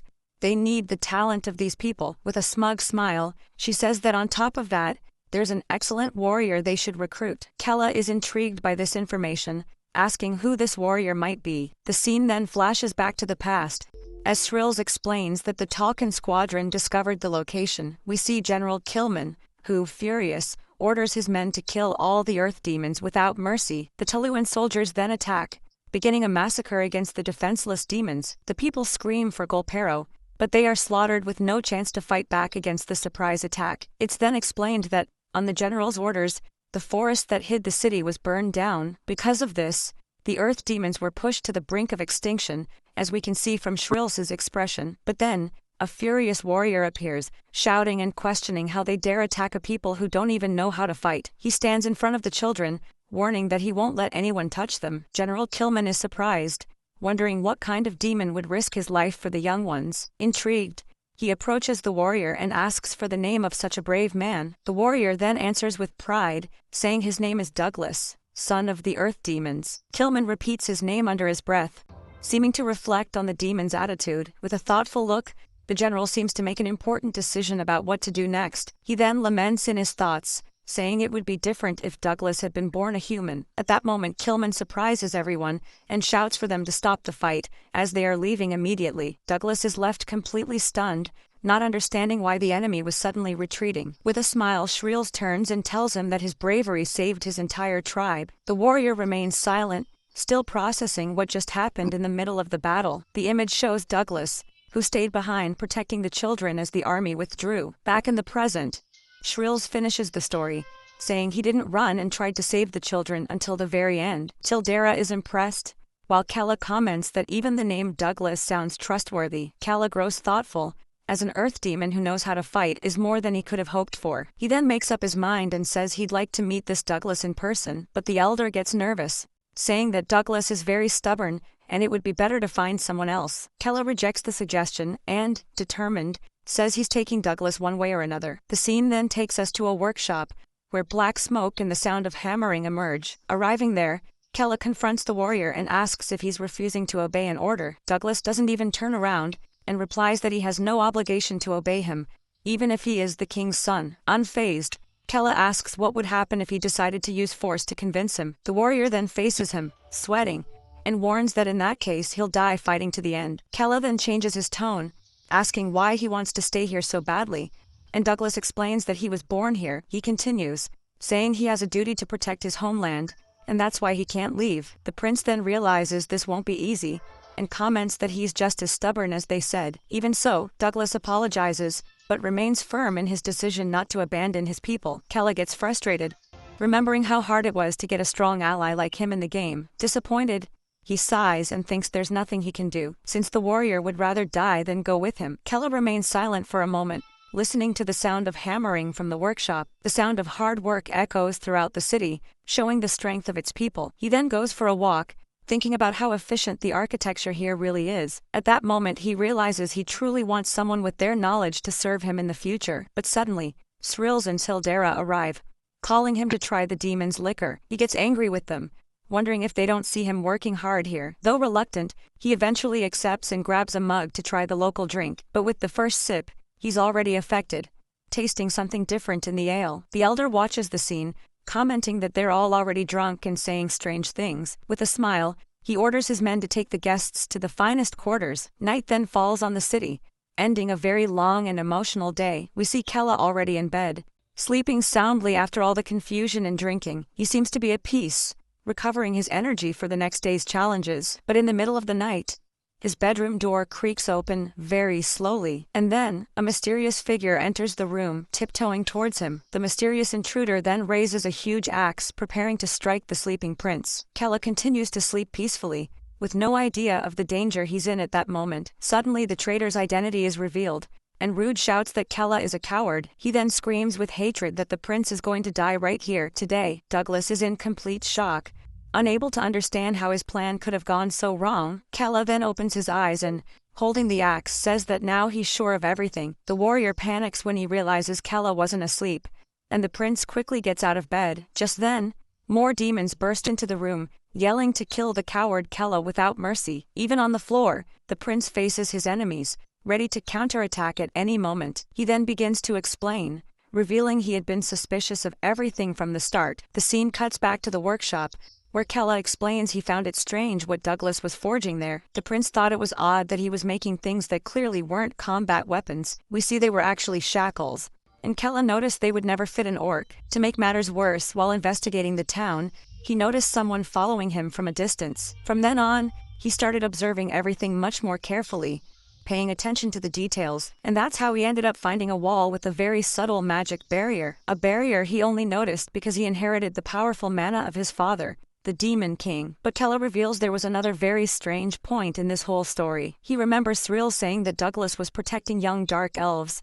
not earth demons. The problem, he continues, is that he never saw any dark elves in the village, and that's when it all made sense. With a look of certainty, Kella finally understands the earth demon's entire plan. He then unleashes a powerful blue energy, lunging at the invaders with everything he's got. With a single blow, he takes down one of the henchmen, showing he wasn't messing around. Kella turns to Douglas and reveals that he didn't say he couldn't let the elves die, but rather that he couldn't hand them over. This means he didn't care about protecting them. He just didn't want them taken from him. Douglas panics, not understanding how the prince managed to figure out his entire plan. With a serious look, Kella then asks if they should go and release that magic barrier. The scene cuts outside, where a crowd of earth demons begins to stir. Kella appears holding Douglas hostage, shocking everyone as they see their great warrior captured. He then realizes everyone was in on the plan, because it would be impossible otherwise. The elder is furious at the failure, yelling at Douglas for ruining everything. Completely defeated, the warrior can only apologize for his great failure. Kella then threatens the crowd, warning that if anyone moves, Douglas will die instantly. Their leader is outraged, wondering how the coward Kella managed to turn the tables. The scene then shows us a more remote part of the village, where the real secret is hidden. Kella then takes Douglas to the wall and, in a serious tone, orders him to open the door. Though reluctant, the warrior takes a purple gem and uses it to deactivate the magic barrier. The secret passage finally opens, revealing a dark cave full of people inside, and to everyone's surprise, we see they are young dark elves, all scared and trapped. Kella is speechless at the sight, while Douglas maintains an angry expression. The prince is horrified, realizing they are in a much worse situation than he had imagined. Just then, Shreels and Sildera arrive running, worried and shouting Kella's name, but they are also shocked when they see what was hidden behind that wall. Kella then turns to Shreels and asks if she can use her magic to see the memories of one of them. She replies that it's possible, but warns that his vision won't be as clear as hers. The prince then nods in agreement and asks her to please begin the spell. Shreels concentrates, preparing a powerful spell to initiate the memory transfer. The magic then connects Kella's mind with one of the elves, beginning to show the past. In the first memory, he immediately realizes that life in that place was a living hell. It's revealed that the mothers were forced to get pregnant, and that all life there was born that way, and among these children, some were handpicked by mysterious human nobles. The chosen children were then taken by force while their mothers could do nothing. This was because the young elves could be sold for a large sum of money. Sometimes, some captured adults would tell them about what the world outside was like. They spoke of the endless sky, and also of the bright blue oceans. They told stories of fantastic foods, and what it was like to be able to travel freely, things they knew they could never learn or experience in that horrible place. And so, if they had a single wish before they died, it would be a very simple one, that at least their children could get out of there and experience all of it for themselves. Kella finishes the vision and, with eyes full of hatred, calls that existence pathetic. Furious, he explodes with rage and screams, cursing the earth demons with all his might. He then turns sharply towards Douglas, who doesn't understand his reaction. Kella lunges at him with everything he has, unleashing his blue aura and preparing a strike. And with a furious shout, he lands a solid punch right in the warrior's face. Douglas is thrown back by the blow, hitting the ground hard without even understanding the attack. Kella then shouts, asking if he was trying to smuggle the children instead of saving them. On the ground, the warrior admits it's true, as dark elves are a rare race coveted by nobles.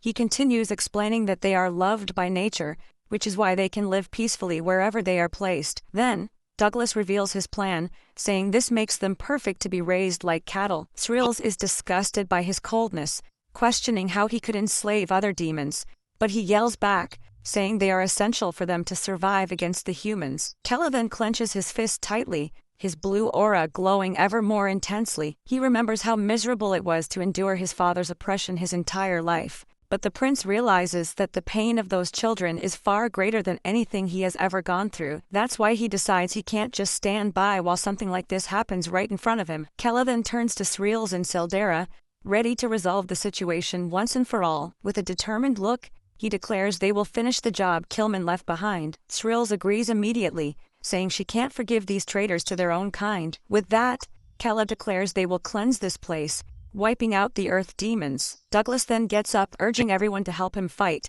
since there are only 3 enemies. At his command, the earth demons charge the group, screaming that they're going to die. Seldera manages to fend off a blow, warning that the remaining orcs are attacking. At this, Sreels becomes furious, questioning how they dare to rebel against the heir of the Demon King, but one of them shouts not to retreat because Kella is a coward and they don't have to obey him. Seldera immediately retorts that Lord Kella will be the next Demon King anyway. An enemy then attacks the prince, screaming for him to die, but Kella manages to block the strike. He then realizes this isn't a game, and that he can change things with his power. With a determined look, he prepares to finally counterattack with full force. The prince then decides he will no longer stand by as he did before, and that now he will fight. Meanwhile, one of the elves gets scared as a demon shouts to kill them all right there. One of the elf girls then wonders if they might be doing all of this to save them. Hearing this, one of them decides that if it's true, they need to help in the battle too. But when he tries to go, a companion holds him back, warning him that it's dangerous and to come back. The other prisoners also scream, because if the group loses, they'll be tortured again. The young elf is terrified just by hearing the word, repeating in shock if it was really torture. His memory then flashes, showing one of the demons brutally assaulting him. At that, the boy screams in pain, remembering all the suffering he has endured there. Kella just watches the scene, his blue aura still glowing and his eyes filled with pure fury. He then turns to Douglas and declares he will return every scream of pain they have caused. But the warrior realizes he can't win and pulls a red ore from his pocket. He swallows the stone and yells for everyone to eat one too, because losing to them means losing everything. The other demons then follow his lead, starting to eat the ores they had stored. Kildera is astonished at the sight as she thought the earth ores were just a legend. Kella is also startled, baring his teeth and asking what kind of power had just emerged. When consumed, the ore exchanges a part of a demon's life for power. Srills adds that it increases their physical abilities dozens of times over. Douglas's body begins to swell, tearing his clothes as he lets out a hateful snarl. The transformation continues in a bizarre way, and he warns that he's going to kill Kella right now. With enormous fangs in a monster's face, he screams that he'll finish the prince off for good. Kella is shocked, as their demonic energy increased along with their physical strength. He gets frustrated, as he still can't use all the abilities Hell gave him. Then Douglas charges forward with a powerful strike, shouting for the prince to prepare for what's coming. The heir is terrified, baring his teeth as he realizes the danger of that attack. But suddenly, giant roots sprout from the ground, blocking the strike just in time. Douglas is surprised by the interference, not understanding where it came from. The roots then trap him, and he struggles, screaming and asking what this is. The image reveals it was the young elf, Wood, who placed himself between Kella and the monster. With his body trembling, he says he doesn't want to be tortured again, never again in his life. The other elves panic, screaming that he's gone too far this time. Douglas becomes furious, threatening to torture him to death for daring to get in his way. But before he can break free, he seems to feel something and is confused for a moment. It's Kella, who grabs him and declares that what he said will never actually happen. With a swift strike, he pierces the monster's chest, who can't even react. After defeating him, the prince turns to the elf, asking if his name is Wood. With a smirk, he says he thinks he likes the boy's courageous attitude. Wood just stares at him in silence, still stunned by everything that just happened. Even wounded, Douglas screams at Wood, demanding to know how he could betray him after he raised the boy himself. He then forgets the torture and shouts that he'll kill the boy right here, right now. Kella is shocked, realizing the enemy's body has grown even larger than before. Ignoring the pain, the monster charges at the prince, preparing a powerful blow. The blow lands squarely on Kella's defense as he tries to block the attack with his arms, but the force is so great that he's thrown backward, unable to stop the impact. The prince is sent flying, slamming hard against the cave wall, reeling from the blow. Lying on the ground, he wonders how the magic of that stone can be so strong and dangerous. But Douglas ignores him and turns his attention to the elf, shouting that he's going to finish Wood. He then lunges forward and grabs the boy by the neck, ready to avenge the betrayal. With a look of pure hatred, the monster screams that he's going to rip his head off. Wood gasps for air, struggling and trying to break free from the deadly grip on his neck. Kella realizes he's gone mad, more focused on killing Wood than on fighting. The boy continues to suffocate, feeling his life slowly drain away from the pressure. Seeing this, Kella realizes he needs a long-range attack to solve this. In desperation, Kella focuses his gaze, begging for any kind of power to turn the tables. Suddenly he finds himself in a strange place, with no idea where he is or what happened. Then, a shadowy figure appears and laughs, explaining that he's inside his own consciousness. Kella turns around, irritated, asking the shadow who the hell it is and what it wants, but the figure reminds him that he needs to save the boy, and that time flows differently here. Hearing this, the prince remembers Wood, realizing the danger his friend is in. He then desperately asks if the shadow has a way to help save Wood right now. The entity explains that he isn't ready to use the full power that Hal Khaldun gave him, but it says that as his mind and body align, he'll be able to unleash more power. Kella doesn't care about the explanation and yells for it to just tell him what power he can use now. The shadow then agrees, revealing an ability he can use at this very moment. It says goodbye, calling him by his two names, leaving the prince completely shocked. He's in disbelief, wondering how that mysterious shadow knew his old name. His consciousness then returns to the real world, still trying to process what just happened, and on his arm, a blue energy forms, and he recognizes Hel's fire arrow. Seeing the energy weapon, he realizes that with this, he might have a chance to win. He then aims carefully and yells for Wood to shield his body from the incoming attack. Douglas looks down in shock, not understanding how that hole appeared in his chest. Meanwhile, the young elf continues to suffer, agonizing in the furious monster's hands. Angrily, the villain throws the boy aside, cursing him for interrupting his fight. Kella then glares at him with hatred, warning him that this is the end of all his dirty deeds. Then, the prince fires the energy arrow, putting all his strength into the attack. The blue fire arrow flies forward with an intense glow, carrying an impressive power. Douglas is utterly terrified at the sight of the attack, with no chance to escape. The attack hits him dead on, and he screams in pain as a blue explosion consumes him. Utterly desperate, the monster screams for Golpero, but it's already too late for him. Kella watches from a distance, confirming that his attack was a direct hit. The enemy's body then begins to disappear amidst the flames, letting out one last groan. The energy slowly fades away, until nothing is left of the great villain. But Kella is left thoughtful, wondering what that thing he encountered in his mind was. Sildera is surrounded by enemies, complaining that there are too many for her to handle alone. Sriels is also in trouble, as she can't use her area of effect magic because of the low ceiling. But Kella tells them not to worry, because with his new weapon, he'll finish this quickly. He then jumps and fires several energy arrows at once at the enemies. The earth demons are hit head-on, screaming in pain from the prince's surprise attack. Sriels is impressed, noticing that Kella's mana seems to have suddenly grown much stronger. With the new weapon in hand, he thinks that now he finally has long-range attacks to use, and with a smirk he seems quite satisfied, thinking his new ability is pretty great. Night falls over the desert as a mysterious shadow flies across the sky, signaling the end of the battle. As the dust settles, Kella finally says that everything is now resolved and the fight is over. Sriels then picks up one of the oars, commenting that they are much more powerful than she expected. Sildera is surprised by this, as she didn't know those stones burned the user's lifespan. Kella then takes one and warns that they definitely need to investigate this further. He then turns to the elves, and in a very serious tone, begins to speak to them. The prince opens his eyes and announces to everyone that, from now on, they are free. He continues, asking them not to get caught again, and to finally live their lives freely. The elves can't believe it, wondering if it's true that they're finally free from that nightmare. With a calm gaze, Kella confirms that yes, they can now leave this place. It finally sinks in, and they get emotional realizing they can take the children far away from there. With great gratitude, they all kneel and begin to thank Lord Kella for everything he has done. Sriels then laments, saying it seems they won't be getting the earth demons as subordinates. Sildera agrees it's a shame, but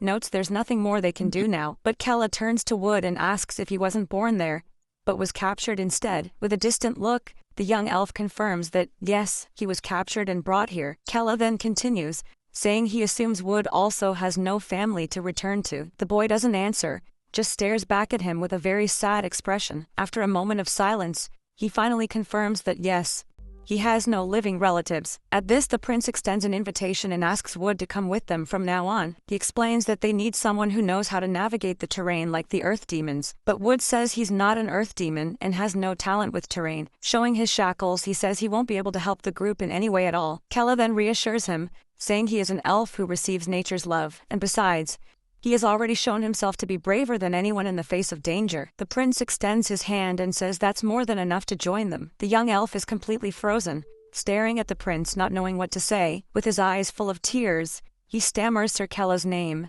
Deeply moved, we see a flashback where he remembers not even knowing what his parents' faces looked like. He was abandoned somewhere and ended up being found and captured by Douglas. He remembers being taken there, living his entire life amidst great suffering. So, he lived in this living hell his whole life. Without any hope, he thought he would live this horrible way until the day he finally died. Back in the present, he wonders if he can really leave that place forever. With tear-filled eyes, he asks if he can truly follow Kella, but Kella looks at him seriously and tells him he won't just be following him. The prince then corrects himself, saying that actually Wood will go with him as an equal. Then, he helps him up and calls for him to leave, with Wood thanking him emotionally. The scene then changes, and we see the group finally free under the starry night sky. It is explained that they took care of the earth demons and saved the captured elves. Kella was worried, but remembers they are demons loved by nature itself. Therefore, no matter how or where they live, the future will be better for them. It will surely be much better than living in that horrible place from before. Wood then looks ahead, with a determined and hopeful expression on his face, and so, under the moonlight, a new journey finally begins for them all. Kildara starts bossing Wood around, telling him that he's the rookie and has to obey. At that, Kella suggests they find a place with a river nearby. Wood then points in a direction, saying he can smell water coming from there. Though annoyed, Kildara admits he did well, leaving the elf a bit flustered. Kella then gets curious and asks Rills why they're looking for a river now. With a smile, she explains they can't keep walking and need to find a mount. She continues saying they might find something near a river, which gets Kildara excited, but Srills bursts her bubble, saying they'd be lucky to find even a unicorn. Kella then ends the discussion and decides they will follow the direction Wood pointed to. The scene then takes us to a forest, showing the path the group begins to follow. And what do you know?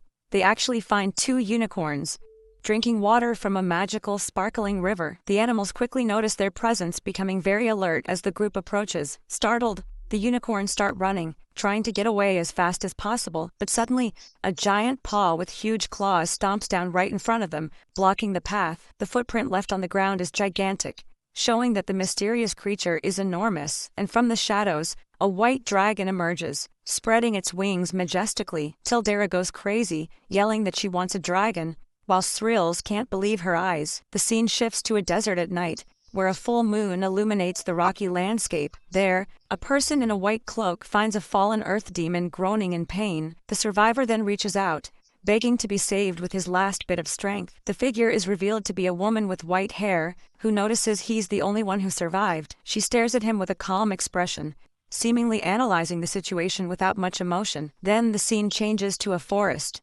where several bloody bodies lie on the ground. A group dressed in white is camped out, and one of them asks why the tracking spell isn't working. The mage, curtly, replies that she doesn't know, as she's detecting multiple targets in different directions. A warrior doubts that so many children of hell are left, and asks how they'll find Kella. She confirms there's no way to know, and an elf complains they can't hunt all of them. Their leader, Killian, then decides they will hunt the other demons scattered across the continent, but he asks Curdly to start searching for Kella first, to move the mission forward. She says she can teleport alone, and that might be a faster way. Young Deed gets excited, saying that in the meantime, they can do a little cleanup around there. Curdly accepts the order and prepares, vanishing in the blink of an eye to start her search. The mage gets ready to go, and her eye glows with a mysterious energy. With a flash of light, she disappears into thin air, leaving Deed surprised by her sudden departure. The leader, Killian, then gives a smile and suggests they start hunting the demons. Curdly appears in the desert, and asks the survivor if Kella passed through there. Angrily, he confirms and says that bastard Kella wiped out his entire tribe. The mage then calmly asks where he went after doing all that, but the demon says he doesn't know,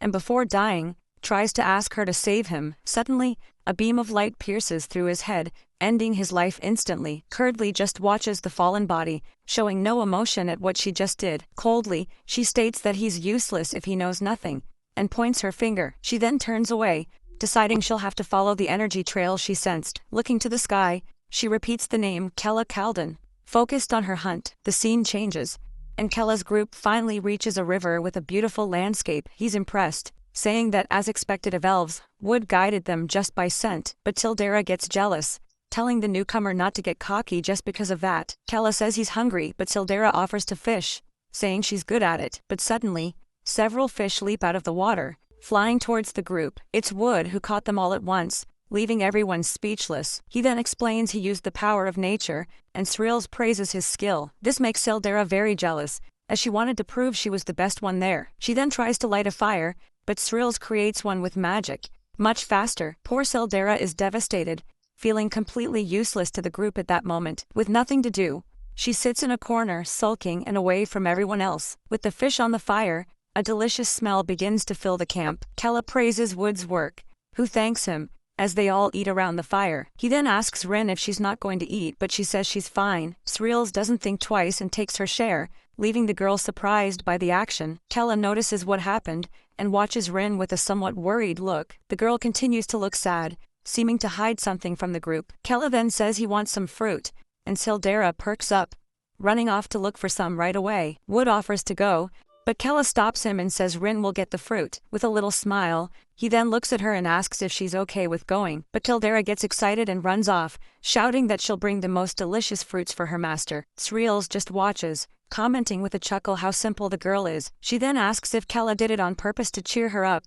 but he awkwardly denies it. Kella then changes the subject, and Wood says he smells a unicorn nearby. The prince hopes for a dragon, but Srils cuts him off, saying there isn't one. Tildera's voice then echoes from a distance, shouting that she found delicious fruit for them. And there she is, running happily back to the group, announcing she found the fruit. Tildera climbs a giant tree, thinking she needs to make her master happy and outdo the newcomer. She then finds a perfect fruit, celebrating that she found a ripe, juicy apple. But suddenly everything starts to shake and she screams, wondering if it's an earthquake. Then she realizes something is very wrong, her expression turning to pure panic. A giant reptilian eye then opens, as a low growl echoes through the area. The girl finally understands the situation, realizing she's on a dragon's head. At this, she panics, and lets out a terrified scream, yelling that it's a dragon. Around a campfire, Srils asks Wood if he can feel the energy of nature. The dark elf explains that he can, but it's hard to describe the feeling in words. Kella gets pensive, wondering if this ability is anything like a video game map. With a smile, Srils remarks that it would be great for finding new dungeons to explore, but Wood says the range isn't very wide, so he doesn't know how much help he can be. Kella then asks if there's a way to train to increase that distance somehow. The elf reveals that there is, by consuming the stone of a dragon that has lived for 1,000 years. Kella is shocked by this information, already imagining how incredible it would be to have that power, but Srils cuts him off, saying it's not easy to find a dragon, and it would be impossible to kill one. Curious, Kella asks her if dragons are really as strong as the stories say. She confirms, explaining that they are the apex predators and that they don't like demons. Apparently, the only ones who can tame dragons are humans with immense mental strength. He finds that quite ironic since humans are considered the weakest race of all. Sril smiles and tells him not to even try to understand how a dragon's mind works. Even so, Kella becomes determined, thinking he needs to find a way to get that stone. Srils gets annoyed, saying it's impossible to find a dragon and that they should just give up. Kella agrees, looking down,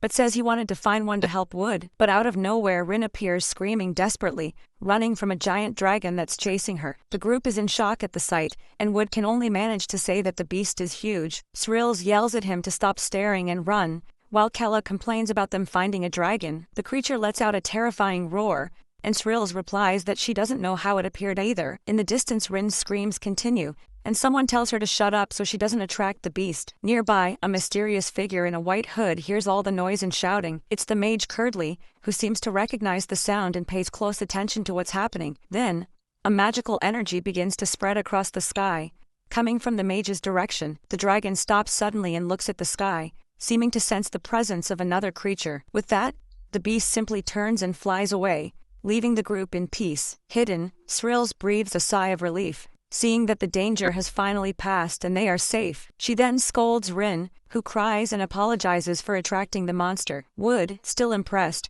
comments that judging by its size that dragon must have been over 1,000 years old. Kella gets excited, realizing that if the dragon is 1,000 years old, It must have the clairvoyant stone. He sees this as a great opportunity, leaving the mage Curdly a bit confused by his reaction. The scene changes, showing the whole group sitting down, dejected, as if they were waiting for something. Then, one of them asks who's there.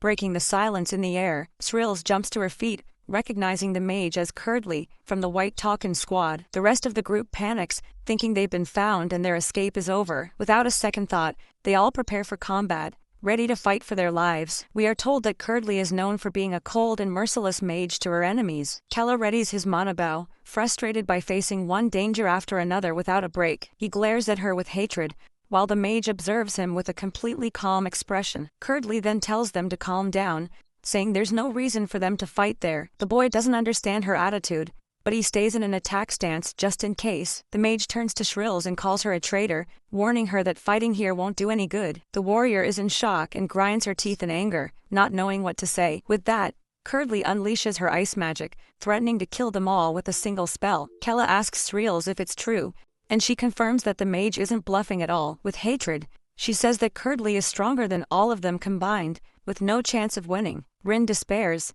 asking what they're going to do now that they're cornered. Curdly repeats that they don't need to fight, and says they just need to follow her without causing trouble. She adds that if they cooperate, they won't have to die for now. Suspicious, Kella asks where she's planning to take everyone, still holding his bow. The mage stares at him with her blue eyes, and begins to say where they are going now. She reveals that she is taking them to the squad's captain, a man named Killian. Srills is shocked to hear the name Killian, realizing he's finally making his move. The mage explains that her captain is looking for Kella Calden, so she orders them to follow her. But Kella angrily retorts that if he goes with her, he knows he'll die anyway. Curdly remains calm and says that one way or another, the outcome will be the same. She stares him down, saying that at least he'll get to live a little longer if he cooperates. Kella is frustrated. He dreamed of living like he was in a game and can't accept such a pathetic death. He knows that following the mage means certain death, so he'd rather fight to the end. Determined, the boy unleashes his mana and prepares to fight with everything he's got, to the death. He then focuses all his power into a single attack, firing an energy arrow, but the mage doesn't even move,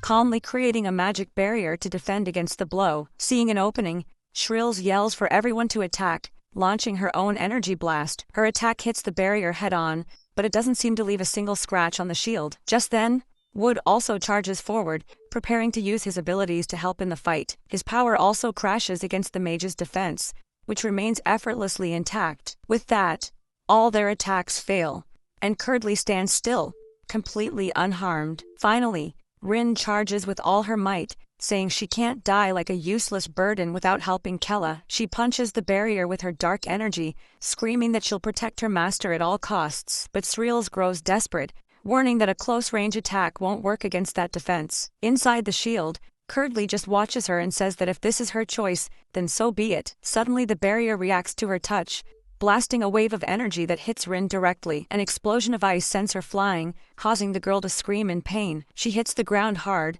completely defeated and too weak to get back up. Curdly then loses her patience, saying it's fine if she just takes Kella's body. With that, the mage prepares a powerful spell, gathering a large amount of ice mana. She then fires a magical blizzard towards the group, ready to finish them all, but Rin gets up and runs in front, telling everyone to get close to her for protection. The blizzard crashes against her dark energy shield, which withstands the initial impact. Kella runs to her, worried, asking if she's okay after taking all that damage. Crying, the girl apologizes, saying she can never truly help with anything, but she yells that this is no time for that, warning that her shield won't hold for much longer. Inside the shield, Kella shouts to Shrills, asking if she has any magic to stop the attack, but she desperately replies that the power gap between her and Curdly is just too wide. Outside, the mage continues to unleash her blizzard, giving them no respite. Rin warns that her shield is already starting to crack and won't last much longer. Kella panics, thinking that if the barrier breaks, it'll be the end for everyone there. The scene shows everyone's despair,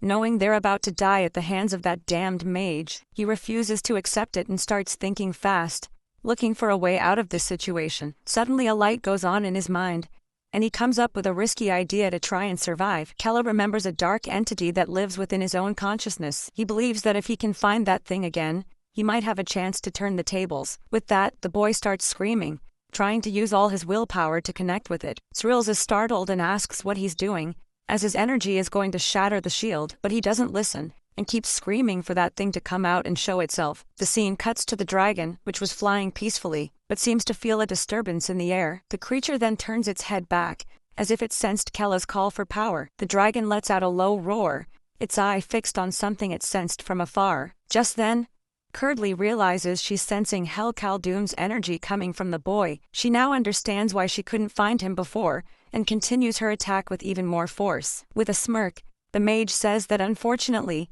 it looks like this is the end of the line for them. Kella screams in pain, wondering why he can't enter his own consciousness. He's furious because he thought that power only appeared when he was about to die. Beside him, Srills panics and screams that the defensive shield is breaking.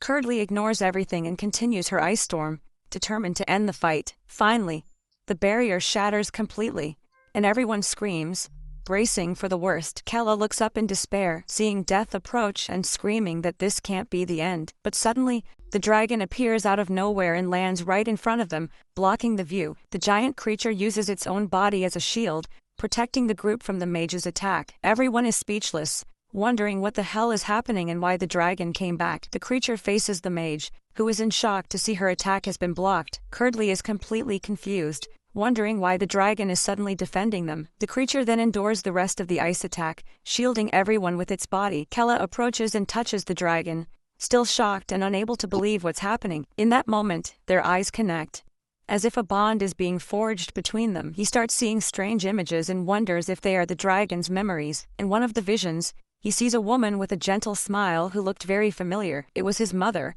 and he realizes the dragon knew her. They used to play together in the water. The memories continue, showing the affection and friendship that existed between them. Suddenly, the dragon looks at him, and a voice echoes in his head, telling him to run. Kella is startled, realizing that it was the dragon's voice speaking in his mind. The creature then turns its head to the side, as if preparing to do something. With that, the dragon spits a kind of bright red orb towards the boy. Kella holds it in his hands and asks what it is, completely confused by the situation. The dragon's voice echoes again, explaining that it's his clairvoyant stone. He's speechless, wondering why the dragon would give such a treasure to him. The dragon says there's no time to explain, and tells Kella to hide his power and flee. Kella is shocked by the warning, questioning why he would have to do such a thing. But the creature insists, letting out a roar and telling him to hurry up and get out of there. Without waiting, the dragon turns and fires a powerful blast of fire at the mage. The attack hits Curdly's barrier head-on as she shields herself from the blast's impact. She finds it very strange to see a dragon helping a demon, as it's not common at all. Kella realizes there's no time to think, and that he needs to use the chance he's been given. He yells for everyone to run while the dragon distracts the mage with its firepower. Curdly gets annoyed, wondering why such a strong dragon had to interfere right now. She understands this complicates things and that she'll need to come up with a new plan. The dragon glares at her with hatred, preparing to continue the fight and buy the group more time. Then, it unleashes another blast of fire, this one much stronger than the last. The attack completely engulfs the barrier, showing just how powerful the creature is. Mockingly, Curdly asks if that's the best attack the dragon can manage. She then says she'll have to try a little harder, and her eyes glow with mana. A giant magic circle forms in the sky, and the dragon braces for what's coming. From within it, an ice meteor begins to materialize, brimming with magical power. With her eyes glowing, Curdly casts her strongest spell to end the fight. The dragon unleashes its fire breath, trying to stop the meteor heading its way. It puts all its strength into the attack, but it seems like it won't be enough to win. Just then, the creature's eye glows, as if an old memory has come to its mind. It's a flashback of it sleeping peacefully beside Kella's mother. Many years ago, the woman was smiling, showing how strong the friendship and affection between them was. Back in the present, the dragon is filled with determination, ready to protect her son. The meteor hits the ground with full force, causing an icy explosion that freezes the area. The fleeing group stops and looks back as they feel the impact of the power. Kella wears a shocked expression, worried about what happened to his protector. The smoke clears, revealing a giant blood-stained block of ice where the dragon was. The creature has been defeated and is trapped in the ice as the mage slowly approaches. She doesn't understand why a dragon would help demons, finding the whole thing very strange. Curdly gets closer and says she'll look into the dragon's memories before it finally dies, but the creature lets out one last roar, and its body begins to glow with fiery energy. Then, an explosion of flames erupts, catching the mage completely off guard. The dragon's voice calls her a selfish and cruel human, showing all its hatred. It then warns that the day will come when she will regret everything she has done. With that, the creature explodes in a ball of fire, choosing to die rather than be captured by her. The dust settles, revealing the mage alone amidst the destruction caused by the final blast. Curdly realizes the dragon chose to take its own life, leaving her with no answers. She understands its sacrifice was to give Kella time to hide his presence and escape. The mage takes out a tracking device, saying that the situation has now become much more complicated, but she asserts that this won't change Kella's fate, which is already sealed. Then, mana butterflies begin to appear, spreading throughout the forest around her. Curdly says it's his destiny to be killed by the hands of the Talkins in white, and that's final. Now that they were safe, the group tried to figure out what was up with that crazy dragon that appeared. Wood then corrects them, saying the creature was actually trying to help Kella the whole time. Kella explains that he was able to see the dragon's memories, and found out it knew his mother. Rin is confused since dragons and demons don't get along, and wonders about their history. He says he doesn't know, but he felt a strange melancholic emotion from those memories. Then, one of them asks if the dragon gave him anything, and Kella shows them the red stone. The group is in shock. Not only were they saved, but they also got the clairvoyant stone. Srills believes they were actually saved by the will of the former demon queen. Kella clutches the stone, wondering what his mother's relationship with that dragon was in the past. Without much thought, he decides Wood should have the stone, since they were lucky to get it. Srills agrees, saying the white Talkins have already found them and they need to prepare. Wood feels awkward, saying it's a very rare item and asks if he can really keep it. Kella insists, saying no one else there can use it and tells him to just eat the stone already. The elf then accepts the gift, preparing to consume the item and gain a new power. With that, he puts the stone in his mouth, ready to finally enhance his tracking skills. Without a second thought, the elf swallows the stone the dragon gave him. Suddenly, he feels an immense power, and a strange aura starts to emanate from his body. Wood then screams in pain as his eyes glow with a strong red energy. Then,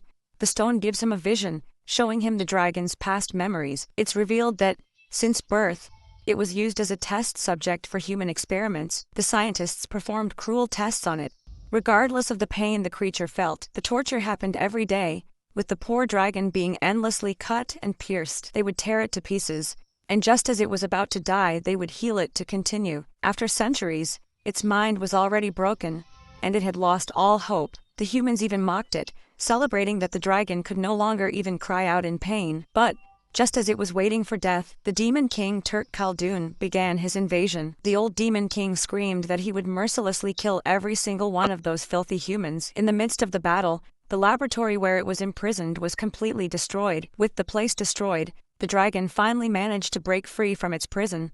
And that's how it escaped that hell, finally achieving its long-dreamed-of freedom. Finally free, the dragon could feel the freedom of flying through the skies for the first time. So, it begins to search for others of its kind, hoping for a new beginning. It tells the others about the cruelty of humans and suggests allying with the demons. But to its surprise, none of the other dragons believed what it was saying. You see, they already had a friendship with the humans and fought alongside them against the demons. What the dragons didn't know was that this friendship only existed because of sacrifices. The humans used dragons in experiments to learn how to approach their race. Moreover, they wanted to understand and steal the unique magic that only dragons possessed. But this truth was not accepted, as they already hated demons with all their might. And on the other hand, the demons themselves also saw it as an enemy in that war. Because of this, it ended up not fitting in anywhere, neither with dragons nor demons. Alone, the dragon begins to wonder why it was born into this world after all. It can't fit in anywhere,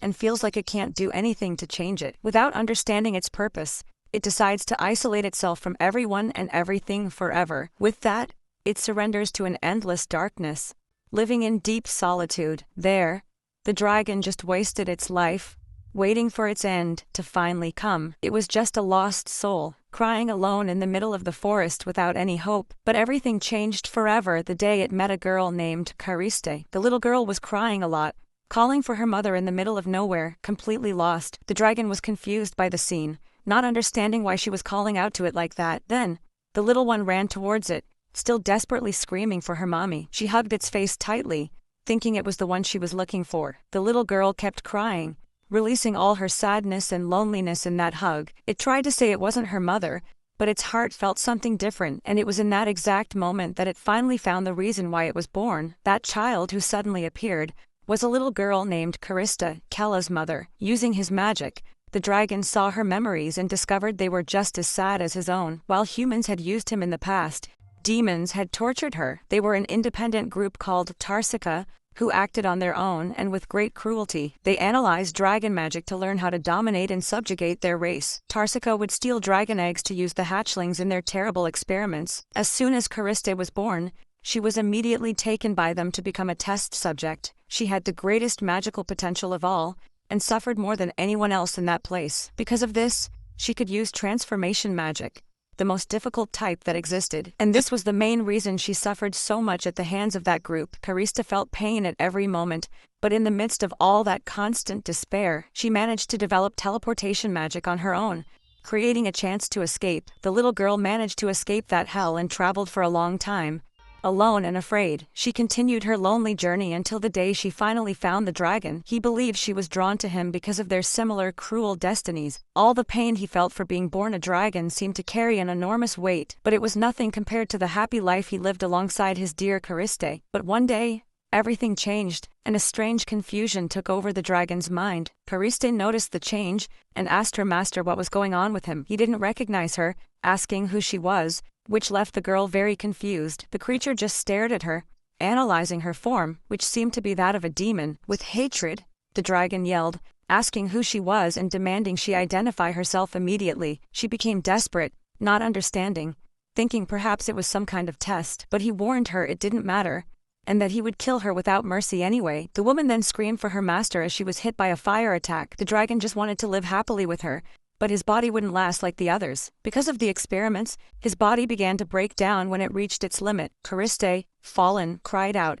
asking if he really didn't remember her anymore. At that, he seemed to come to his senses and finally managed to remember the name Kariste. With a glimmer of hope, she asked if he was okay now and if he remembered her. He apologized, saying with sadness that he didn't want to attack her like that, and that's when he realized that his body and mind were finally collapsing. Kariste was in shock, and the dragon knew he had to leave before he no longer recognized her. With a heavy heart, he flew far away, knowing he had to leave his beloved disciple. The girl was left behind screaming, begging her master to stop playing around and come out, but he never returned, and she cried in despair, screaming his name over and over. For Kariste's sake, the dragon went as far as he could so he wouldn't hurt her. Alone, he began to prepare for the end of his life, waiting for death to arrive. His last days were spent living on the happy memories he had with Kariste, but he went through cycles of remembering and forgetting her due to his failing mind. He felt his memories fading, and realized his life would soon come to an end. But one day, while waiting for death, something unexpected finally happened. From far away, he sensed a familiar energy that filled him with a strange feeling. On instinct, he began to fly, following that energy to find out where it was coming from. On the last day of his life, he finally found the source of the energy that was calling to him. The scene shifts back to the present, with the dragon being summoned by the power Kella released. He had been guided there to fulfill his final mission, to protect that family, and this energy from Kariste's son was the last thing he needed to feel. The only thing left in his memories was the unmistakable energy of his Kariste. He saw her as his precious disciple, but deep down, the feeling was much more. The image of her as a little girl came to his mind, as if she were his own beloved daughter. So, upon feeling her energy again, he was certain it was a call. With a roar of longing, the dragon screamed her name, flying without a second thought. He followed that trail of power, going as fast as he could to find her. But in her place, it wasn't Kariste who was there, but a completely different boy. Even so, upon seeing the danger, he didn't hesitate to put himself in front to protect them. He used his body as a shield, saving those lives without even knowing why. However, he could feel a connection, and knew that this boy was no stranger. One look was all it took for him to realize that the boy was his Kariste's son, and through Kella's memories, he managed to see a glimpse of the whole truth. He saw that his little girl, whom he loved like a daughter, had grown up so much. She had become a mother, holding her son with all the love in the world. With a tear in his eye, he decided he would protect her precious son. The dragon fills with determination and vows to protect the boy with his life. He then uses his last strength and fires a final powerful blast of fire. In his thoughts, he thanks Kariste for giving meaning to his last days. At the end of his long life, he felt at peace for having lived by her side. He is happy to have been able to see her son, at least one last time. With love, He says goodbye, telling her he loves her as if she were his own daughter. Back in the present, the vision ends and Wood cries, shocked by everything he saw. The elf then falls to his knees, still feeling the weight of those memories. Rin asks if he's okay and he says he saw very long memories, but he explains that, like a dream, the more he tries to remember, the more they fade from his mind. Even while crying, he says that the dragon had a happy death and found peace. Kella is confused by this, wondering how that death could have been a happy one. He then concludes that the dragon must have met his end at the hands of that mage. The scene shifts to the battlefield, confirming the creature couldn't escape. A mysterious voice asks how he can't remember anything now. At that, Thrills shakes him, yelling that he even cried while receiving the memories. Wood tries to explain, saying the ability might manifest gradually, but Rin gets annoyed by his lack of confidence, warning that he still has a long way to go. So Kella decides there's no choice. They'll have to wait for Wood's ability. He takes command, saying they need a safe place, and asks Thrills for the map. The map shows the Human Kingdom's region, and the former location of the Demon Kingdom. Kella points out that they're right on the border between the two territories at the moment. After thinking for a moment, he decides heading south seems to be the best option. Rin and Thrills are confused, questioning why they aren't going deeper into demon territory. He then reveals his father had a reason for sending him to the human territory of Arsal. Kella believes his father foresaw the massive human invasion of the demon territory. Thrills agrees, remembering that after his father's death, all the armies united. Hearing this, Rin suggests they need to gather the demons to fight alongside Kella, but he quickly shuts down the idea, saying it's impossible now because he's seen as a coward. Kella states he doesn't have the power to rally anyone yet, since they all think the same of him. Rin tries to press Thrills, but she says no one can prove his royal lineage. She continues, saying she did things in Talcon for which it will be difficult to gain forgiveness. Kella then defines the first step: create a dungeon as a base,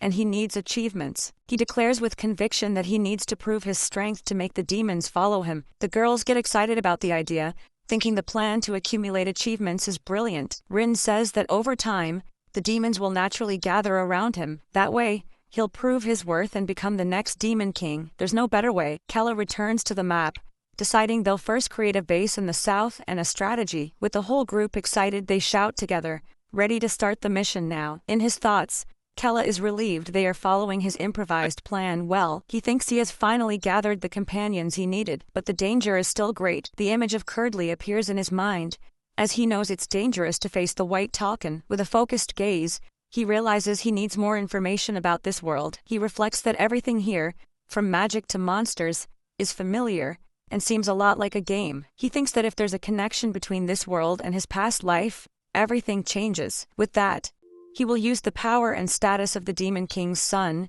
to get what he needs. And he'll also use all the knowledge from his previous life to create a survival strategy. He's determined, because there is a path to victory, and he can't die before then. The scene cuts abruptly to a demon village under attack and on fire. A demon with a child surrenders, begging for mercy and offering an alliance to the humans, but his plea is ignored, and an attack of dark flames hits him head-on. Deed appears with a cynical smile, asking if the demon said something because he couldn't hear. Another demon rebels, shouting that they're cruel for attacking after a surrender. Suddenly, a huge axe appears, as a voice full of hatred says the word demons. Audrey tells him to shut up and die, lunging at him with her axe without mercy. The blade is covered in blood, showing the blow was fatal, and without hesitation. Kalka then turns and tells his captain that the job here is done, but suddenly he's startled, as if he's seen something completely unexpected. The scene shows Killian, who hears from Curdly that a dragon helped Kella escape. Killian deduces they found him near the territory of the earth demons. Curdly reports that she is already using her butterflies to search for him in the surrounding area. He then concludes that Kella won't come to the demon territory, which has become a sea of flames. With that, Killian orders everyone to finish the job and meet where Curdly is. But Audrey gets angry, asking about the other demons and wanting to finish them all off right there. Killian tells her to calm down, warning that it won't be too late to do that after they kill Kella. He reveals his revenge, saying he needs to exterminate the lineage that killed his brother. The scene returns to Kella, who feels a strange, sudden chill that makes him tense. The group is now riding, and Thrills explains that the cold makes sense, As they've been heading south for a week, Kella notes they haven't been followed by the Talcon and hopes to keep avoiding them. He needs time, at least until all his preparations are complete. Suddenly the mounts stop abruptly, digging their hooves into the ground without warning. Rin gets scared and asks why the unicorns suddenly stopped running. Then Wood explains that the unicorns are refusing to move forward. Wood explains they felt they wouldn't survive in the environment ahead, but Kella assures them it's fine. He then decides they can send the unicorns back, as they've finally reached their destination. Wood affectionately says goodbye to his mount, thanking her and asking her to return safely. The group stands in the cold, watching some strange creatures running through the snow. Rin shivers from the cold, saying the weather is bad for everyone, but Kella thinks it's perfect. With a confident smile, he tells the group to find a good spot for their new base. The scene changes, showing the unicorns galloping back under the starry sky and full moon. As they run, a bluish butterfly of light appears. Following the trail they left behind, the magical butterfly continues its flight, shining brightly in the darkness of the night. Far away, Curdly notices the unicorns' movement. They fear the cold, and came from the south. She's intrigued by the fact that there are 4 of them, which really catches her attention. The group arrives at a beach and Kella suggests that the cave on that island seems like the safest position. He asks Wood if he can tell if there are any monsters on the island, but Wood says his power only senses nature. Just then, Srills points out some old boats, commenting that it looks like no one has been there in a long time. Kella asks if the boats are still usable, and she confirms they seem to be in good condition. The group then takes a boat, beginning the 200-meter crossing to the island. He notes that it's not too far, but the water is deep and the waves are quite strong. Kella thinks this makes the location perfect, as it will be easy to detect any approaching intruders. Arriving at the cave, he finds the entrance is quite wide, and asks Srills to use an illusion spell. That's a piece of cake, she says, already raising her hand to cast the camouflage spell. With a purple glow, a checkered magical barrier begins to form in front of the entrance. The illusion then completes itself, making the cave entrance disappear completely from view. Inside, Kella comments that it seems to have been used a long time ago and decides to look around. A little further in, they notice the cave path splits in 2. Kella then turns and asks Wood for more details about the place's structure. Wood explains that there are 2 narrow paths that lead to a room and then meet up. He continues, saying that deeper inside there's a room connected to a small exit. After hearing everything, Kella suggests they split up to check both paths. Srills quickly grabs his arm, asking if the 2 of them should go one way, but Rin reacts instantly, shouting no, and that she's the one who will go with Kella. Rin awkwardly explains that it's best for the 2 strongest to split up. Srills agrees with the logic, so Rin takes the chance and says she'll go with Wood, looking very pleased. Kella gives the orders, telling them to check everything and meet in the middle. In the other tunnel, Srills and Wood are walking, and she comments that the stones are lighting up the place. Wood explains they are light stones, created by a mage skilled in ice and light magic. Srills then gives him a serious look and warns him that she still doesn't trust him one bit. He's completely confused, not understanding what she's trying to say. She says she's only traveling with him because of Kella, as she doesn't make new friends easily. Wood just listens in silence, processing the distrust she feels for him. The tension builds between them. Srills' lack of trust clear in her eyes. Then he tells her not to worry, and that she can think of him as a mere slave. His response leaves her a bit stunned, looking at him in silence for a moment, but she turns her head and says bluntly that she really doesn't like him at all. Wood maintains his serious expression, unshaken by her direct statement. Meanwhile, Kella says it would be nice if they could make light stones too. Rin yells for him to watch out for a rock, telling him not to trip on it. He doesn't understand why she's so worked up, finding her behavior funny. Suddenly a blue slime appears out of nowhere, hopping into their path. Kella is shocked and yells out, surprised to see a real slime in front of him. He gets super excited, since he's only seen slimes in games and has always wanted to touch one. But Rin is enraged by the monster's audacity and attacks with her dark magic. She shouts that she'll evaporate the slime for daring to block Master Kella's path. With her hands full of power, she prepares to finish off the monster once and for all. After defeating it, she looks at Kella as if expecting a compliment from him, so he just praises her good work, and she thanks him happily for the recognition. She promises to take care of anything that shows up, but Kella asks her to calm down a bit. Just then, the entire cave begins to shake with an impressive and frightening force. The 2 look up, startled, not understanding what's happening, and from the shadows, a giant stone golem emerges, with a glowing red eye. Completely panicked, they scream together, startled by the golem's appearance. Kella yells that the thing is huge, pulling Rin behind him and telling her to take cover, but she refuses to obey, baring her fangs with a look of pure determination. Rin remembers her promise to take care of everything, and prepares her dark magic to attack the enemy. Meanwhile, in the other tunnel, Sreels is astonished to find something unexpected on the ground. She perks up when she sees it's a crystal necklace, looking antique and very expensive. Overjoyed, she puts on the necklace and asks Wood if it looks good on her, but he replies curtly,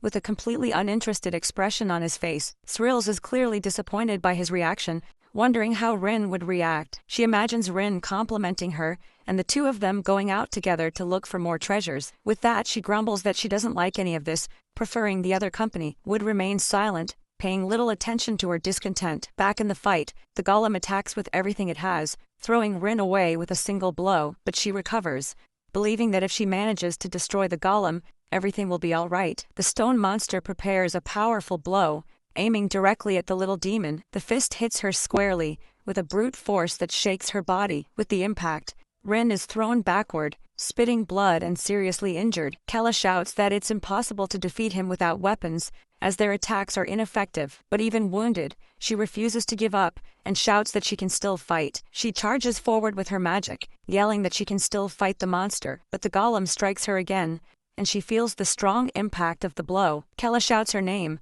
asking why she's trying so hard. Even wounded, Rin gathers her strength to continue fighting the stone giant. She then shouts that this way, she won't be able to serve as his attendant. He doesn't understand anything, wondering what she means by that. At that moment, a flashback begins, showing the first time she entered the castle. Kella's father questions him, asking if he really wants to be friends with a servant. Little Kella, crying a lot, replies that yes, he wants to be friends with Rin, but his father reprimands him, saying that she is just a servant, and orders the contract to be drawn up. Kella continues crying, while young Rin stands awkwardly beside him. Then, even though sad, he apologizes and appoints her as his attendant on behalf of the Khaldun. Little Rin blushes with embarrassment and thanks him with a smile. It is explained that she was happy simply because he wanted to treat her as a friend. That day, seeing him sleep crying, she made a vow to herself. She vowed that she would support him in becoming the greatest demon of all. With that, she promised herself that she would try very hard to keep her promise. But as time went on, things in the castle were not easy for them at all. Kella ended up showing himself to be a coward and a crybaby, always almost dying because of his brothers. And every day was the same thing, with him running terrified through the castle corridors. He would arrive crying to Rin, saying that he was scared and that he almost died again. Even when she tried to be cold and tough to see if he would become stronger, nothing helped, because in the end, young Kella never really changed. Because of this, she was always ignored and mistreated by the other servants. They forced her to eat scraps, saying she would die with Kella anyway. Poor Rin ate horrible food, and they even threw molten lava on her. Even at bedtime she had no peace, having to stay alone and isolated in the stables. But even there she wasn't safe, because the other servants would torment her during the night. They accused her of seducing Tarmi and threatened to hurt her with a sharp dagger. Completely terrified, little Rin begged them not to do that to her. It was during this time that she confessed to having begun to deeply hate Kella. She thought that because of the contract, if he died, she would die too. So, in a moment of desperation, she thought it would be better if they both died together. And with this dark thought, she tried to take both their lives at once. But her attempt failed, and she dropped the dagger to the ground, powerless. Kella had an absurd power of recovery, and she couldn't kill him at all. She fell into despair, wondering what to do, since she couldn't even die. They both cried together and she gave up on everything, living as an empty shell. But Rin shouts that suddenly, he changed completely overnight. She continues saying that he became a totally different person than before. The Kella of today seemed much stronger and more confident, like a true demon. She shouts with determination that he now looks like the true heir to the great demon king. With this new motivation she returns to the fight, blocking the golem's blow with her power. She laments, saying that until now she has only managed to be a burden to him, and if she is to continue being a burden, she prefers to give her all now. She shouts that if it continues like this, she shouldn't stay by his side anymore. Her magic explodes with everything, raising a cloud of dust and debris from the cave, but the attack fails, and she falls to the ground, completely powerless to continue. Her face bruised, she begins to speak in a weak, sorrowful voice. Then she cries, saying that she never truly wanted to be abandoned by him. Kella simply watches her, listening to her outpouring with a serious look on her face. But the golem recovers and raises its fist, ready to crush Rin at once. She sees the attack coming, but no longer has the strength to dodge the blow. But at the same moment, Kella prepares an attack, concentrating blue energy in her hand. She then unleashes the magic, which goes all out towards the stone golem. Its power hits the monster squarely, causing an explosion of blue energy. He grabs Rin and asks if she's an idiot for risking her life to protect him. Kella then firmly declares that she would never abandon a servant like her under any circumstances. Rin is speechless, only calling out his name, touched by the declaration she heard. With a smile, he assures her that even if she tries to run away, he won't let her. Hearing that,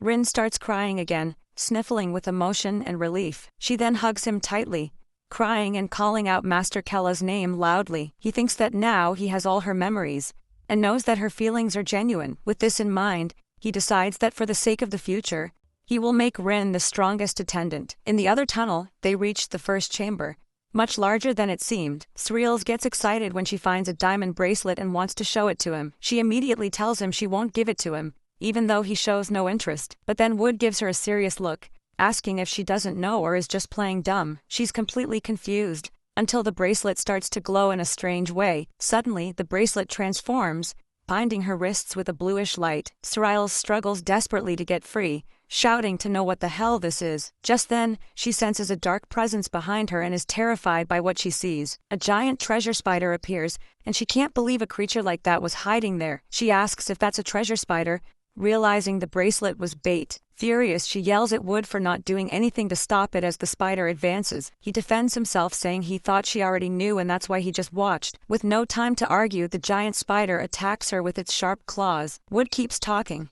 saying he thought she had some other plan in mind so he didn't interfere. She's furious with herself for letting her guard down and being unable to grab her staff. Panicking, she says she can only trust Wood, pretending she let herself get caught to test him. He's suspicious of her excuse, asking if she really wanted to test his strength. She insists she was caught on purpose, and challenges him to do something about it now. Without hesitation, he draws a dagger and says he'll free her from the cursed bracelet. He then tries to cut the bracelet with his blade, putting all his strength into it, but she screams in desperation, warning him that it's a barrier and can't be broken physically. He stops for a moment, realizing his dagger attack did nothing. Just then, the treasure spider takes its chance and spits green acid at them. Wood shields her with his body, warning that the acid melts anything it touches instantly. He asks what to do since there are no roots in the cave for him to use. Annoyed, Sriel says she could kill the beast with magic and tells him to figure something out fast. The spider wastes no time and launches another acid attack at the two of them. To save her,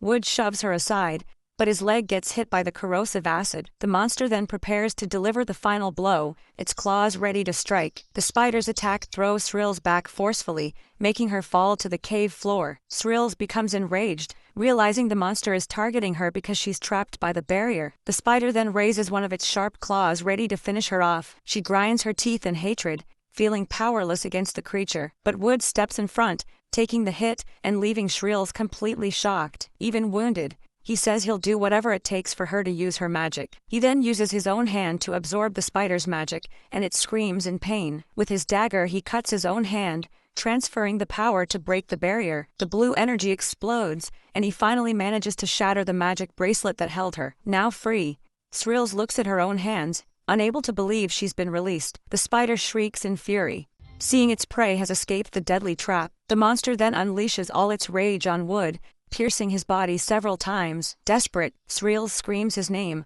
witnessing the horrific scene before her. As he falls, he tells her it's her turn to fight and finish the monster. He looks at her with a serious gaze, calling her name in a weak voice. Sriels is paralyzed, staring at him with a mix of shock, rage, and despair. With Wood lying wounded, she summons her staff, which fills with purple energy. Sriels becomes furious, screaming about how a mere insect dares to mess with her like this. With her eyes burning with fury, she prepares to finish the monster once and for all. She then casts her spell, Purple Torch, engulfing the spider in magical flames. The commander raises her staff, unleashing an absurd amount of power at the creature. The attack is so powerful that the giant monster is completely disintegrated by the flames. After it's all over, Sriels is exhausted, showing how much energy she spent on the attack. Just then, she turns and sees Wood, despite being badly injured, trying to get up from the ground. Shocked, she asks how he managed to break the barrier that trapped her in the bracelet. Wood explains that he figured his own hand wouldn't be affected by the spider's barrier. She then asks what would have happened if he'd been wrong, implying he would have died. He replies that he didn't care if he lived or died,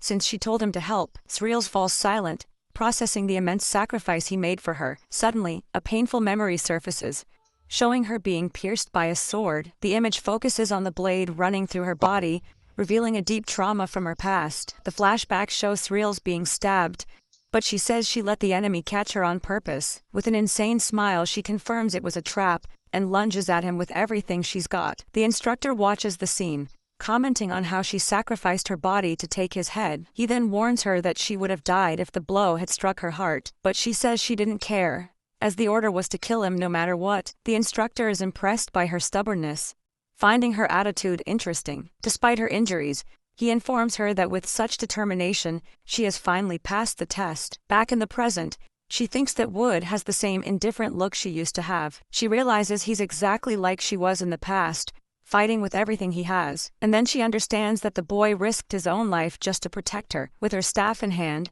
she approaches and tells him he has finally passed her test. Wood is surprised and she continues, saying she will accept him as a companion. Then she gives him a direct order, telling him not to die so easily from now on. He's speechless, looking at her, shocked by her sudden change in attitude. Amidst the bones, he agrees to her order and says he'll remember it. Hello everyone, did you like the story? I loved it.